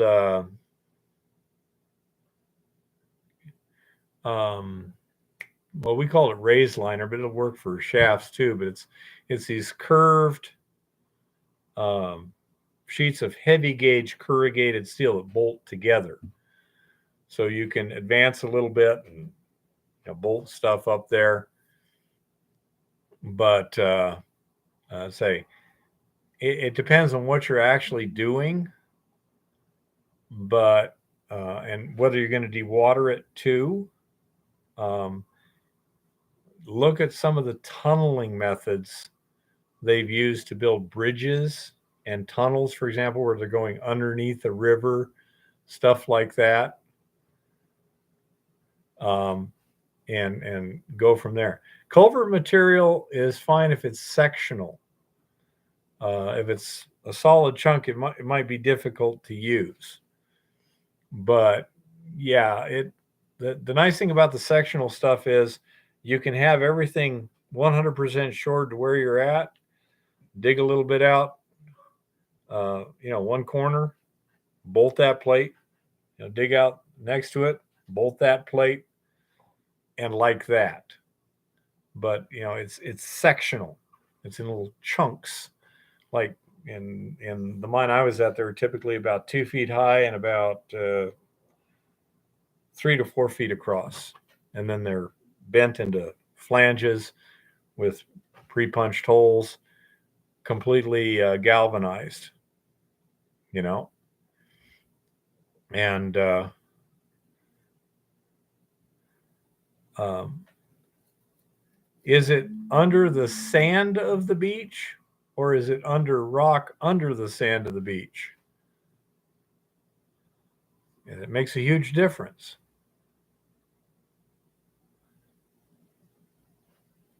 But yeah, these, they obviously built it the first time. Under the rock, under the sand. Yeah. Okay. I say in a case like that, sectional pieces as you go. And there's also something called spiling, tricky. It wouldn't work too easy on that, but it might be good for safety. Basically, you have like your timbers, and on top of the timbers, you got lagging, and underneath the last set of lagging, you put some more planks, and then you drive them ahead of you past the end of the area, that you're working, so that you've always got this roof over your head. Okay, so that can be done also. I say the raised liner is really solid support. Okay, I mean it's 100% support. It can take the weight. If you buried it in sand, it would still hold up. So that can be good. You're also going to want to consider, depending on the situation, another thing you might be able to do to move your materials is actually auger ahead, because you're in a tunnel. Is that tunnel, what is the tunnel filled with? Just water, rubble, sand?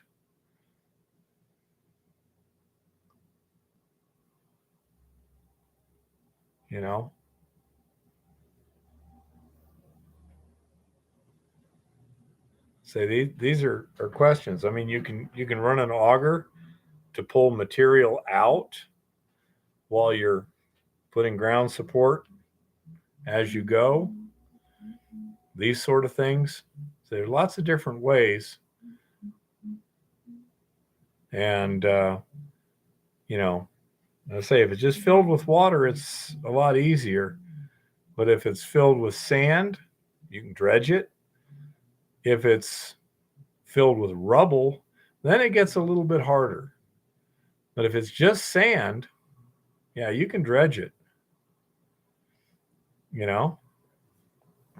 And say if it's just all been kind of backfilled with sand, you can do it that way.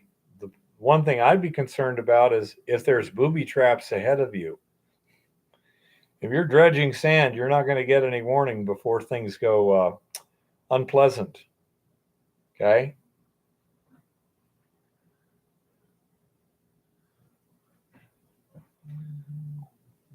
Also, if it's a vertical shaft, you can use a little clamshell digger. Say if it's vertical.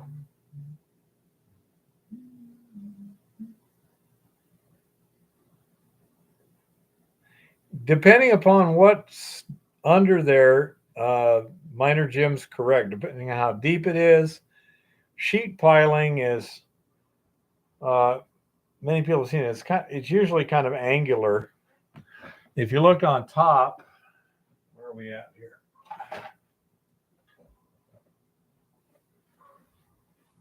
I just destroyed Sandman. Well, I feel like a god. If you look on top, they're kind of like this, and they've got, one will have a joint like that, and the other one will have a joint like this, and then the next one goes, I'm not sure exactly how they match, but basically it makes a wall like this. I bet you the joints are more like here. And you slide you drive one in the ground, then you engage this joint and start driving the other one in the ground with a big pile driver. And you create a wall underground, a steel wall.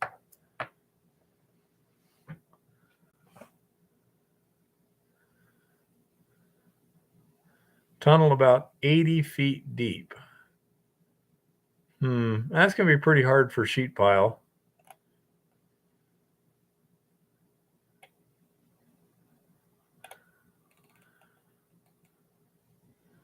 So, I say it's one of those things. 80 feet is going to also be awfully hard to work scuba. You're going to have way too much decompression time. However, if you were to take, again, like sectional, if it's just a medium-sized thing, sectional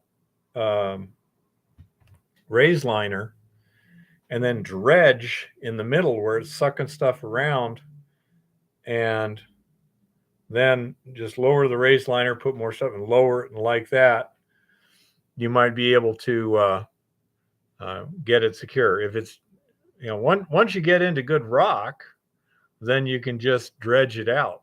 But yeah, an airlift dredge would be fine for getting sand out, or sand and gravel,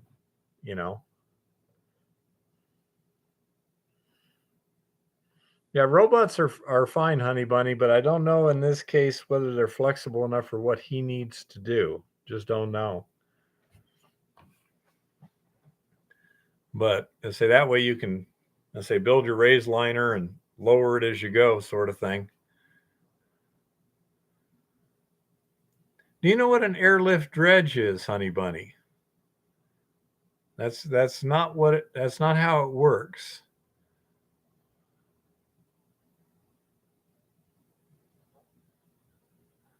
I think he said it's actually under the water, Jim. You'd have to build something there as a cofferdam. Okay.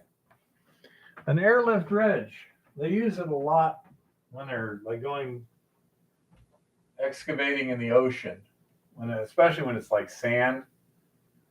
Here you have the ocean surface. If you got a boat right here. Take a hose and you run it down to the bottom. Horrible artist, but that's okay. Then down here you've got a diver. I'm not even going to draw a tricky dicky there, okay? But if you run an air line next to it and you put it in here and you blow air into it, the air rises and the air bubbles make this column of water less dense than the water out here, and therefore it creates a darn good suction. And then you can, just dump the dirt over here. No moving parts down there. You have an air compressor on surface, and at 30 feet, you're generating so much suction that it'll rip your arm off if you are careless enough to get it next to the nozzle.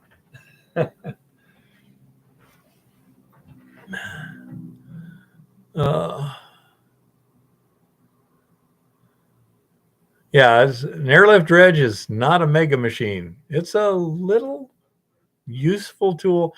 It has the ability to be fairly nuanced. This is like when they're sucking up treasure ships and stuff like that. You don't want to suck them in. So by keeping the edge of the nozzle at the right height above the sand and everything, it's just sucking the sand but leaving anything else behind. And so I say they have their uses. Say it's a very simple system, and it'll work at great depths. In the case of the kind where you're using like a Venturi with a jet pump type thing, I think it's called a euductor, but I'm not sure, where you've got a pump pumping in and sucking. That only has so much ability to suck. Does and I say an airlift will go down much deeper. I think a euductor type dredge is limited to like maybe 25 feet because suction, there's a certain depth at which you can't suck hard enough to get the water up there. Okay. And so with an airlift, it would work at a mile, but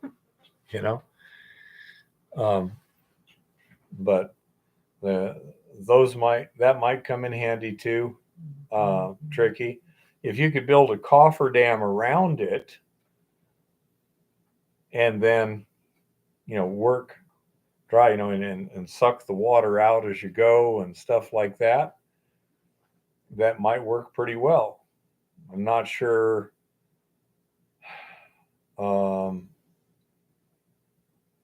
Not sure how stable the ground is around it.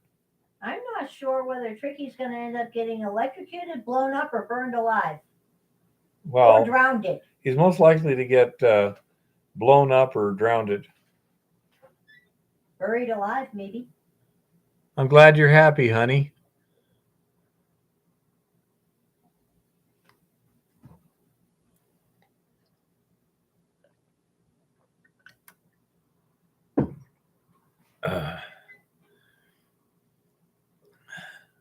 Shot? Oh, that's a possibility.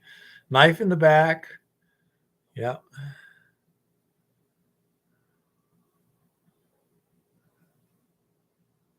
Don't get any crazy ideas of emulating him.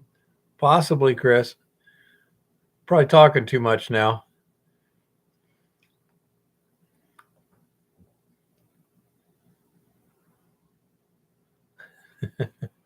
Well, the life of a miner is very adventurous. Tricky says, LOL, Eva, all the above at the same time. Sounds like mining to me. Eva would be most annoyed if you cured your oxygen addiction, Tricky. Dude, let me put it this way. Every time he calls me and says, I'm all right, before he says anything else, I know I'm going to hear something really stupid. Oh, I don't know what you're talking about. Actually, I was thinking of you being crushed under the soda machine. Oh, well, it's no big deal. Just a commutated clavicle. Today, Eva got all excited. Here's what happened. I left my cell phone at home accidentally. Okay. I got up in the morning. It had been charged. I set it here. Everything else was in my pants. I wore them yesterday. So I just put on my pants, forgot to put my cell phone in. Then I drove out to Lauren's house to tear apart the electrolytic cell and everything. And then I was on my way back and I stopped at a couple places to shop for some items. And somebody called for me and woke Eva up. And Eva's like, well, he didn't bring his cell phone. So she called Lauren to see if I'd come out to his house yet. And Lauren didn't know. And so Eva was concerned that I'd never made it to Lauren's. And so anyhow, by the time I get home, she's mad. Lauren's getting ready to go look for me and everything.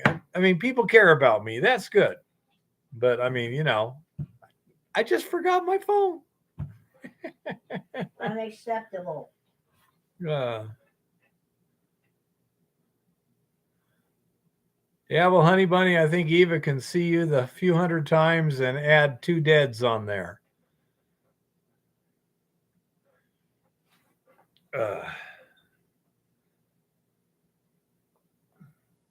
Luckily, most of the couple hundred times she doesn't remember anymore due to her amnesia. There's some positives to having major amnesia. Oh, that wouldn't be fun, honey bunny. She said, I accidentally burned my entire purse once. Credit cards, keys, cell phone, cash, coin, who knows what else. How did we ever get around without phones? Looking ahead of us.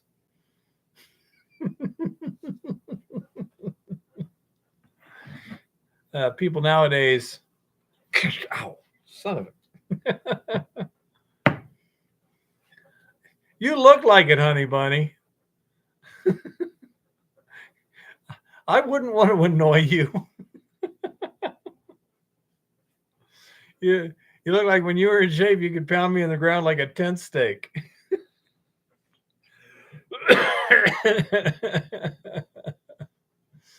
I was thinking you would have been perfect. Have you ever seen that movie, The Expendables? You would have been perfect on that.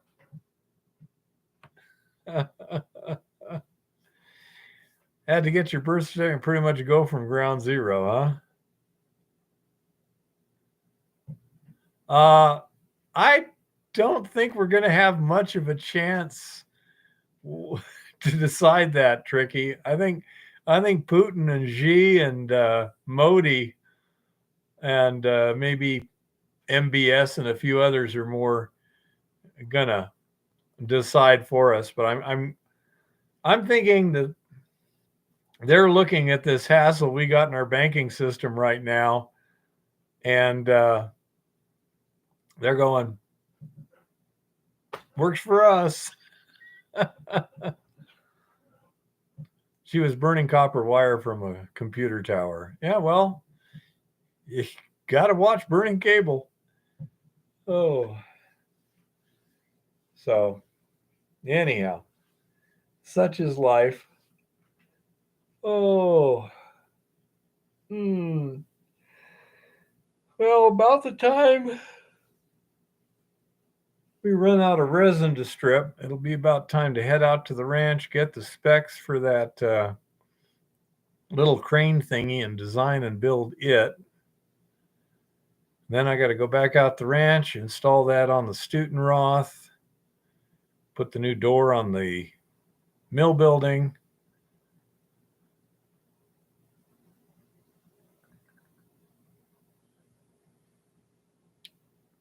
Yeah, I think you would have been good. I don't know how good an actor you are, honey bunny, but you definitely would have had the screen presence. Yeah, you could have done that too.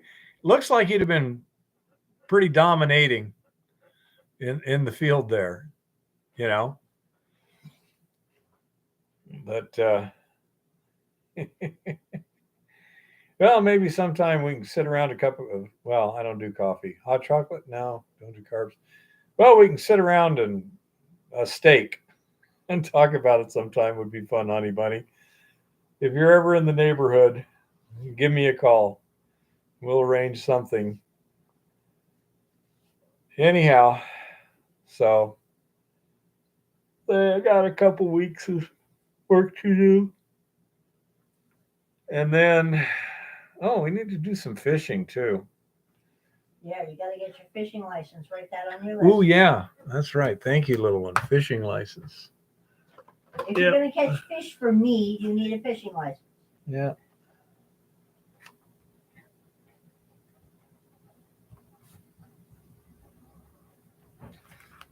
We need to get yours too.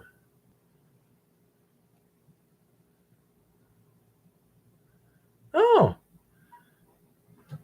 Honey Bunny said she did some independent films. She was a hired killer in one of them. You take care, Tricky. Kiss the babies. What time is it now? 9:20. Oh, okay. We got any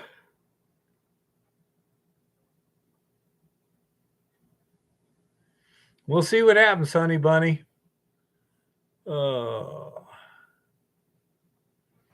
Who knows? By then I may need some help somewhere. Part of the problem is we like to keep things kind of confidential, and just bringing in temporary help is not the best way to keep things secret. You know.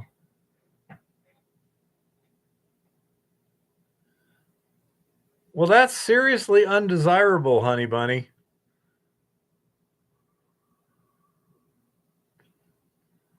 Take care, Tricky.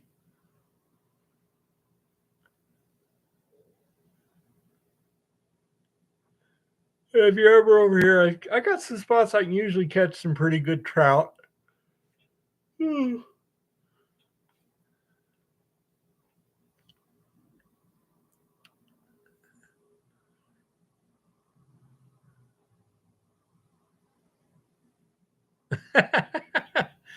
True, Chris. I say, let me know if you're going to be in the area. That goes for anybody. Yeah, it was so fun. Was it last year when Bonnie and Heather were here? Yeah. Okay. Yeah, about a year ago, weekend before Memorial Day, my daughters came to visit, and one afternoon, Bonnie and I were out below Hauser Dam, floating night crawlers on the bottom there, and man,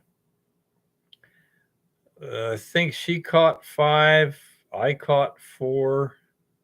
One of mine was small, less than a pound.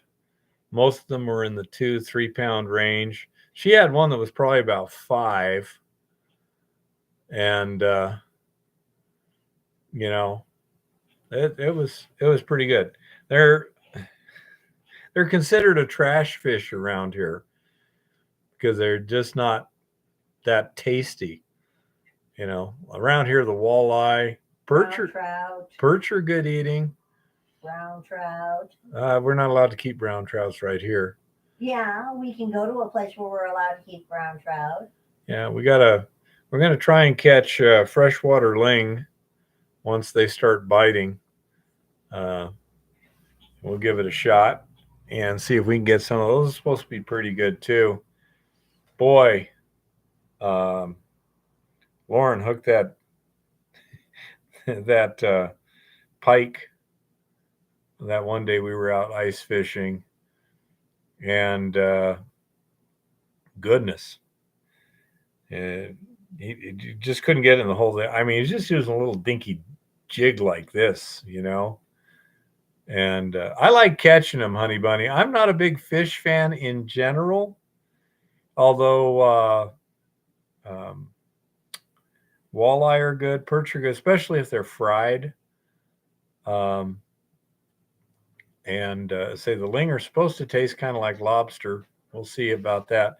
The northern pike are supposed to taste good too. They're kind of rare, but boy, Lauren got one up to the hole, and it was,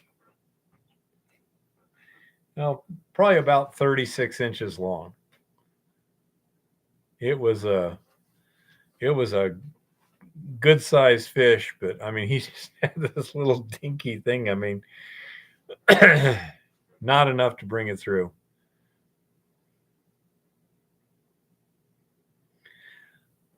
Well, Chris, around here is generally acknowledged that the larger rainbows, once you get past a pound, start tasting muddy.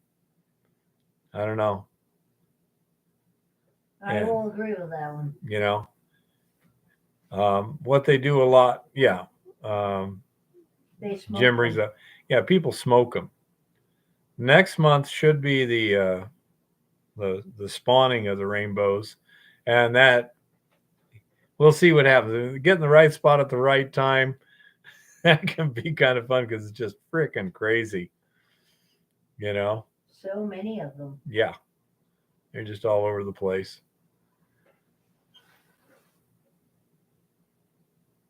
55-pound striker, pretty good. Norfolk. Is that Norfolk, Virginia, or someplace else? Norfolk. I think Norfolk. I think it's Norfolk in Virginia. Yeah, it's Norfolk in Virginia. Yeah. So someplace else. Arkansas, huh? Okay.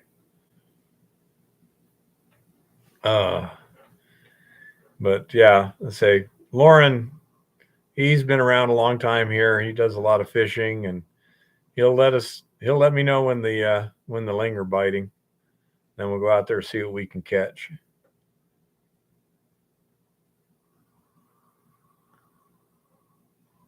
Arkansas, huh? We've been to what's that? Beaver Lake, I think it was. I think it was Beaver Lake, Arkansas. Is there a Beaver Lake, Arkansas, Honey Bunny? Had some big bluegill there.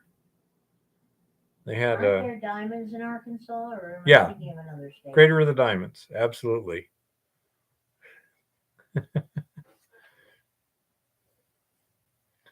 um,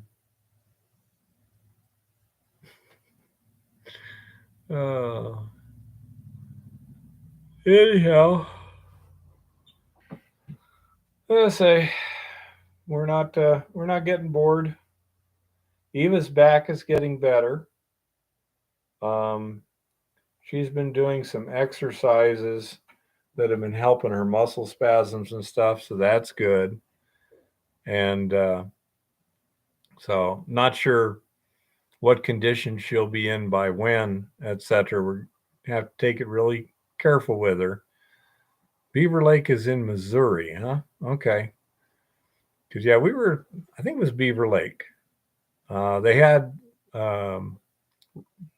fireflies, and there was they had a couple like floating houses out there where you had a walkway and a handrail, and you're fishing in the middle of it. And yeah, they had pretty good.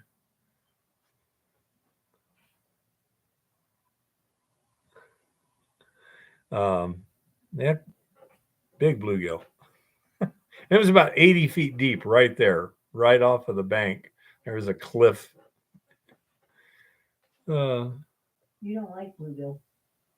No, my mom did though. I don't like bluegill either, actually. They got too many bones. Yeah. So anyhow, say my brother and I did a lot of fishing all over this country on our summer vacations when Mom was driving us everywhere. We've caught fish in, gosh, Maine, Florida, Louisiana, say Arkansas, all over the place.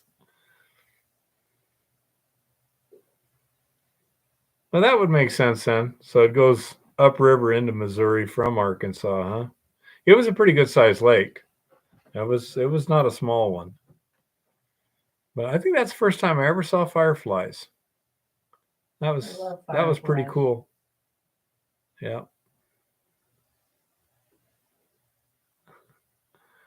I don't know, man. We're having a lot of fun, but I think I ought to go fishing a little bit again. We need to get you a fishing license too, so you can go with me. Not necessarily ice fishing, but I like you with me, little one. Well, I like being with you to cheer you on and do nothing. I like. Sounds good, Honey Bunny. Honey Bunny says she plans to build a smokehouse to smoke chicken, beef, deer, goat, and fish. Sounds like a plan to me. Yeah. Sounds good. I'm a fan of smokehouses. Yeah. Oh. Probably not, Chris, but they're not too far away. You know, you don't have to go too far south to get to alligators from there. Huh. Honeybuddy says near Vietnam, there was this insanely magical place called West Fork where the fireflies were just insane. The air glowed. That would be amazing. I love fireflies. And even veggies. Yeah. Well, if we ever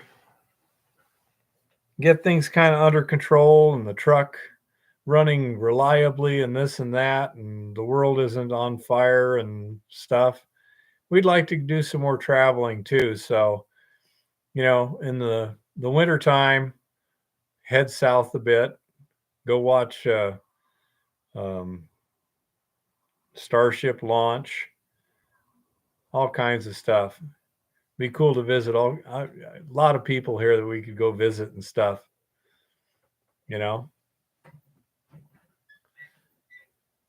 Anyhow, oh, I'm starting to get maudlin now, getting a little fidgety. It's wintertime. I'm kind of restricted. Boy, we worked our butts off last summer, didn't we? Yep. I mean, let's see. We most certainly It did. was 6 months. That'd be 0.5 times 2,000 minus 6,000.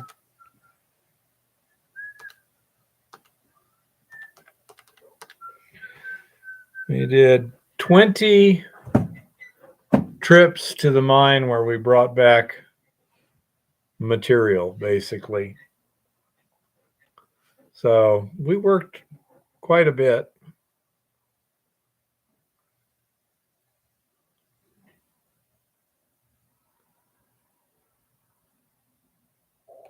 Yeah, that would be kind of cool. I got my oldest daughter's family is in North Carolina. So that'd be kind of like near Missouri, huh, honey bunny? On the way. I agree. I liked well smoked meat. Absolutely.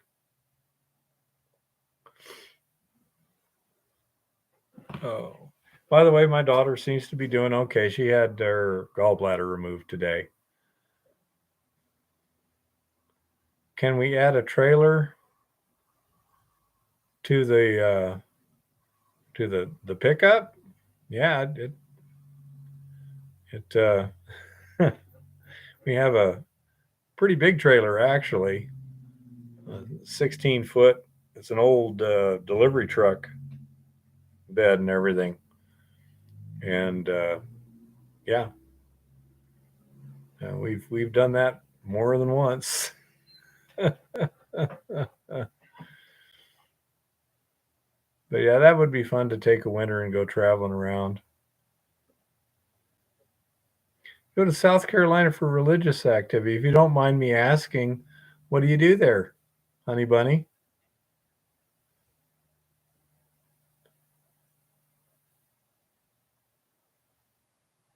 The quad? You mean the little Suzuki quad? We don't have a trailer for it. We've got baskets front and rear. We can haul 6 buckets of rock at a whack. Yeah, I say we can put 3 buckets on the front and 3 buckets on the back. And that's our usual loadout. It's only, 200 yards, 250 yards down the hill? Yeah. It's not very far.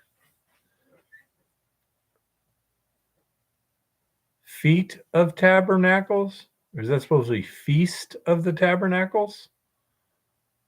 Feast of the Tabernacles. Build a sukkah. Sukkahs. That would be in the fall, little one? Feast of the Tabernacles? Yeah, sukkahs. Okay. You and Eva might have a lot to chat about. Yeah, our problem with moving ore is not the quad. That's not the bottleneck. Nope, haven't got to dousing yet. We can't get out in the field right now.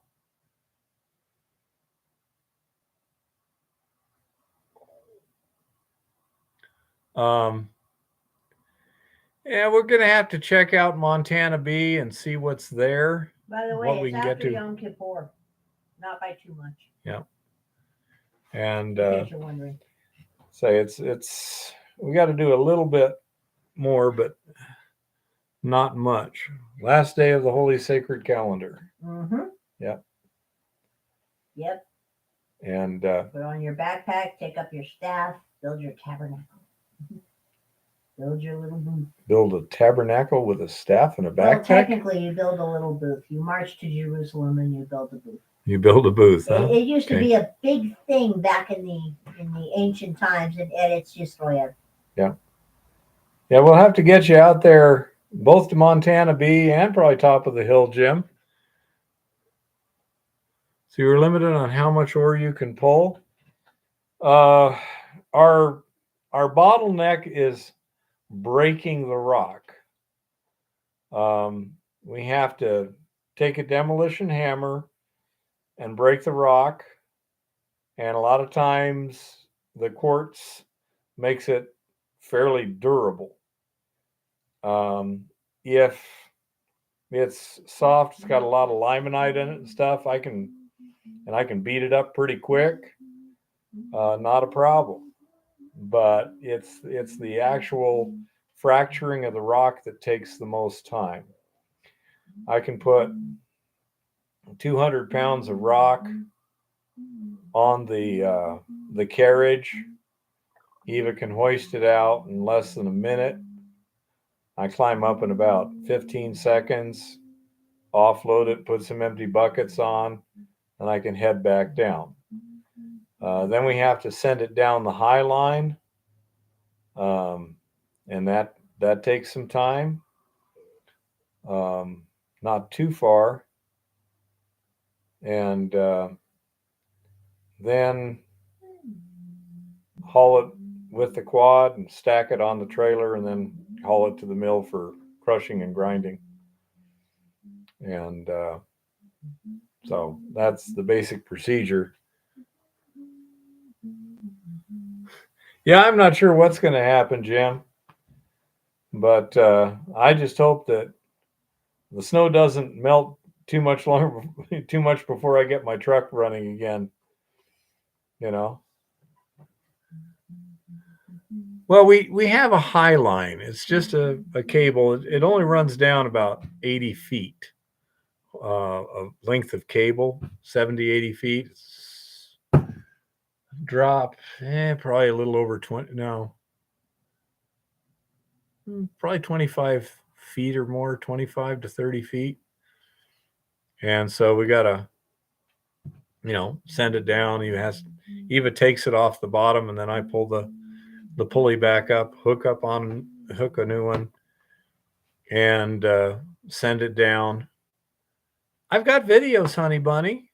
Just go back to last summer and look. I say it's for an old geezer and a cute chick. I think we did a pretty good job last year, everything considering. I mean, there's times we'd hit that really tough quartz, which we call kryptonite, and then I'd have to drill and pop it with the Sierra blaster.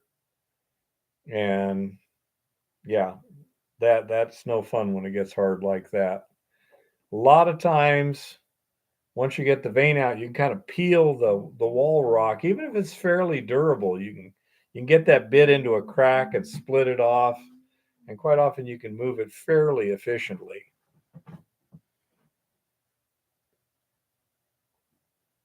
Yeah. Well, goodness, honey bunny. Let's see. Let me get something. Videos. I'll get you a link here.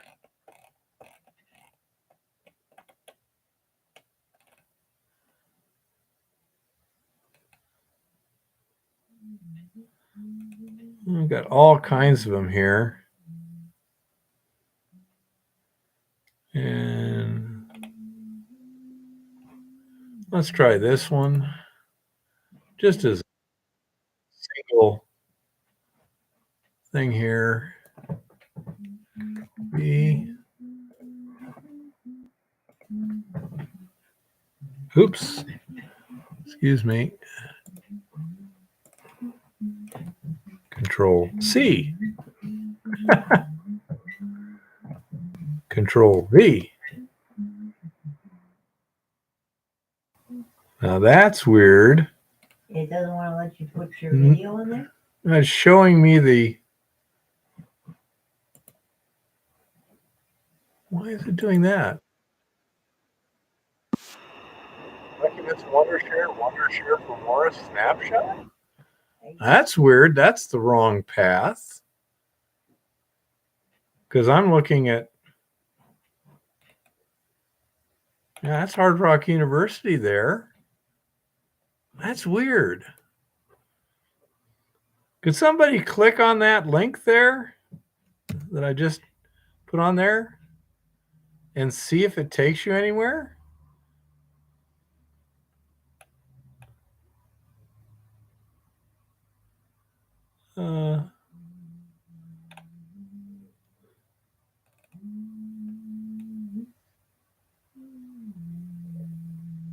I know it is, Chris, but I got that off of YouTube. Okay, let me close this window. Open up a new tab. Click to Hard Rock University. Yeah, that's what you have to do. That's what I did. That's what I'm saying. I don't know how it came up with that. Because it's YouTube and it's stupid.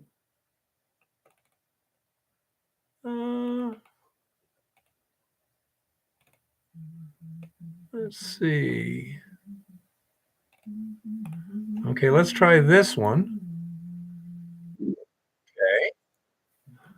Now that is a YouTube link. Control C. 8 electrons. Control V. Okay, that looks legit. I agree, Honey Bunny, but I went to YouTube, clicked on that video on YouTube, and that's the link that was weird. That is strange. Wonder why it did that. Yeah, I agree. That's what I would expected. But anyhow, there's something there that'll give you an idea of what we were doing last summer and some of the scenery we have to put up with. You know, let's say I got to admit, my wife did a good job pushing me in this direction here. So, well, somebody had to get you behaving reasonably. If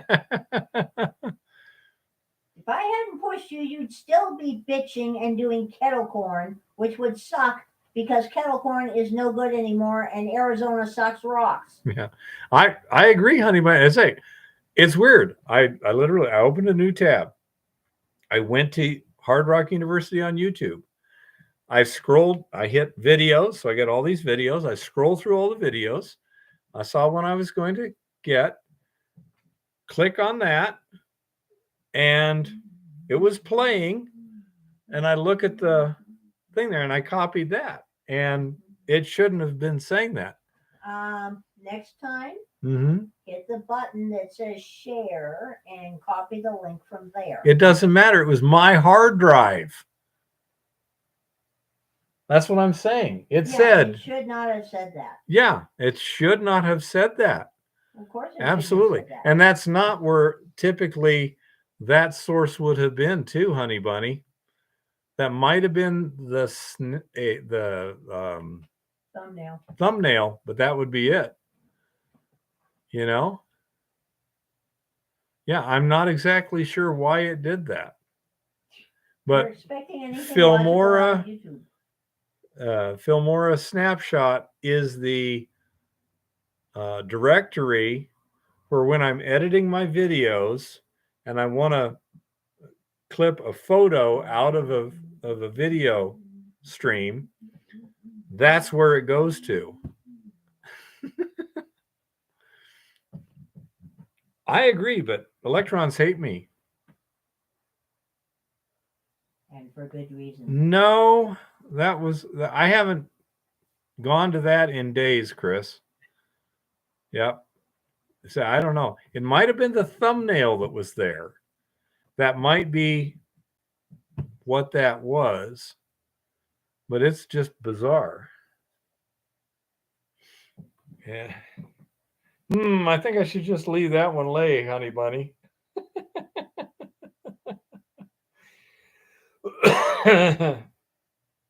But anyhow, say that's what Eva and I do. Yeah, pretty much, Shaggy. And I say Eva would sit up there on that mountain, take her cell phone and push it up against the head frame to where she'd get cell phone reception. She'd have a charger hooked to the cord that's running down the shaft and going up to the hoist and going down to the demolition hammer, tee off of that. And, she'd be sitting there doing that. And if it was cold, we have a little fireplace right there. And we were cleaning up a lot of the old wood there that was crap. There was a lot of wood that was serviceable timbers or lagging or stuff like that. But there was also a lot of just trash. So there's a whole lot less trash than there used to be 2 years ago. And that has kept Eva warm quite a bit. We still have another pile of trash at the level below that's roughly the size of a queen size bed and 4 feet high. So we got quite a bit to do it. Yeah. Yeah, I understand, Paul, but what we're digging that hole, even if we didn't make a profit doing it because the grade was too low and the tonnage was too low, we learned a lot. We developed, things like that hoist, etc., the ladder track, Proof of concept. all those things. We developed the systems. I wouldn't say it's a spare antenna. It's more like the additional antenna. Yep, exactly. She found that if she pushes her smartphone against the head frame, she gets what, 2 bars? I get 2 bars, just enough to get to the internet to read him news headlines. Yeah. So let's say she'll be up there playing games or doing this or whatever. I got her one of those little canopy chairs. So if it's hot, she can be in the shade. She'll have a towel on one side where the sun is or whatever, plus the canopy. And if it's raining, she's, fairly well protected. If it's cool and she wants the sunlight, she can put the canopy down. That was a really good investment. It makes it a whole lot more comfortable for her.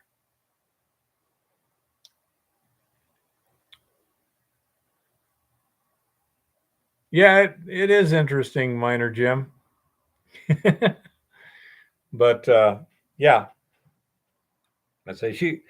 Eva has been invaluable. There's a lot of people who have helped out a lot, but none have helped out more than Eva. Between, the mining, she's done so many assays. She's done over 250 smelts. We're up almost 400 on that. Almost 400 smelts so far. And I developed our paperwork since you didn't keep any. And she's, organized the information and things like that. And she's also been a safety person and very welcome companion. Yeah, I say I couldn't have. There's nobody that's done more towards this than she has. Although we have a lot of people who have a lot of credit, but I say she's the number one. And so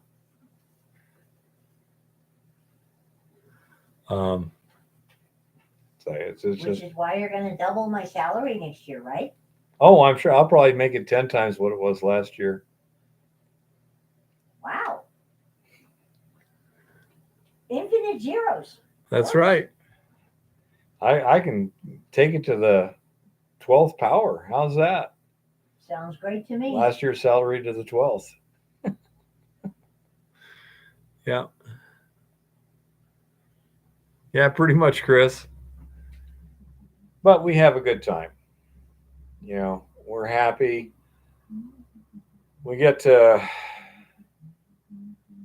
be out in nature a lot, do interesting stuff, meet interesting people. You know, it's a good life. It really is. So, yeah, I say we're having a good time.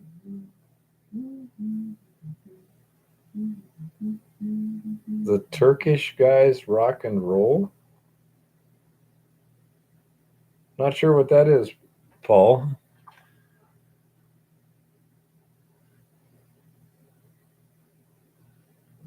That would be cool, honey. Oh, dowsers. Okay. Yeah, I'm not convinced because I haven't really seen it, observed it, tested it, and stuff like that. But I believe that dowsing works. There's too many people I respect too much that say that, yeah, I've done it. It's no big deal. But I'd like to see Jim out there, especially at top of the hill. That could be very interesting. Yeah, we should take Jim there. Yeah. Jim should go there first. Want to go top of the hill with us, Jim? Douse that rascal? That would be cool. Scenery's great, but it's 7,000 feet, so we're going to have to, it'll probably be sometime in June, be my guess. Oh.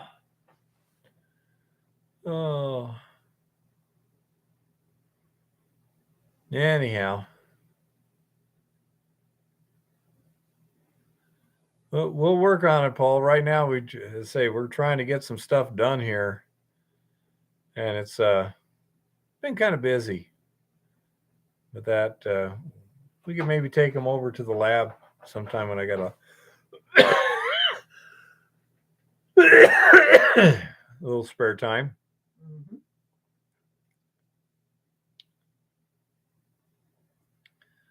So, okay. Well, it sounds like my throat's getting a little tickly.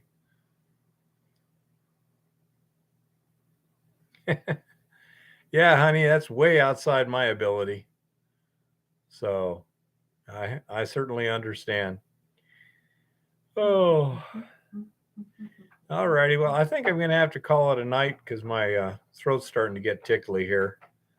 Let's see. I got that stupid appointment tomorrow, don't I? Yeah, you have an appointment tomorrow. I have one Wednesday. We can still go to work at the lab after your appointment. Sure. We've got some cold food on the counter here too, by the way. Cold food? Yeah, there's food that needs to be eaten by bears. No, that it used to be warm. I just need to rewarm it again. Yeah. To eat it.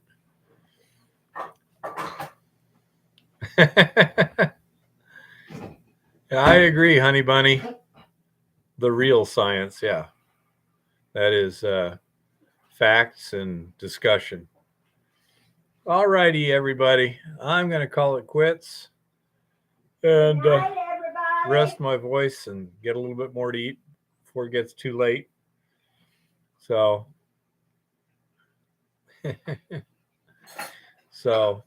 anyhow, hopefully you can make it again sometime, Jim. Chris says good night, little one. So let's say we shall see y'all next week. And looking forward to meeting a lot of you in person at various times. Happy prospecting and keep it safe out there.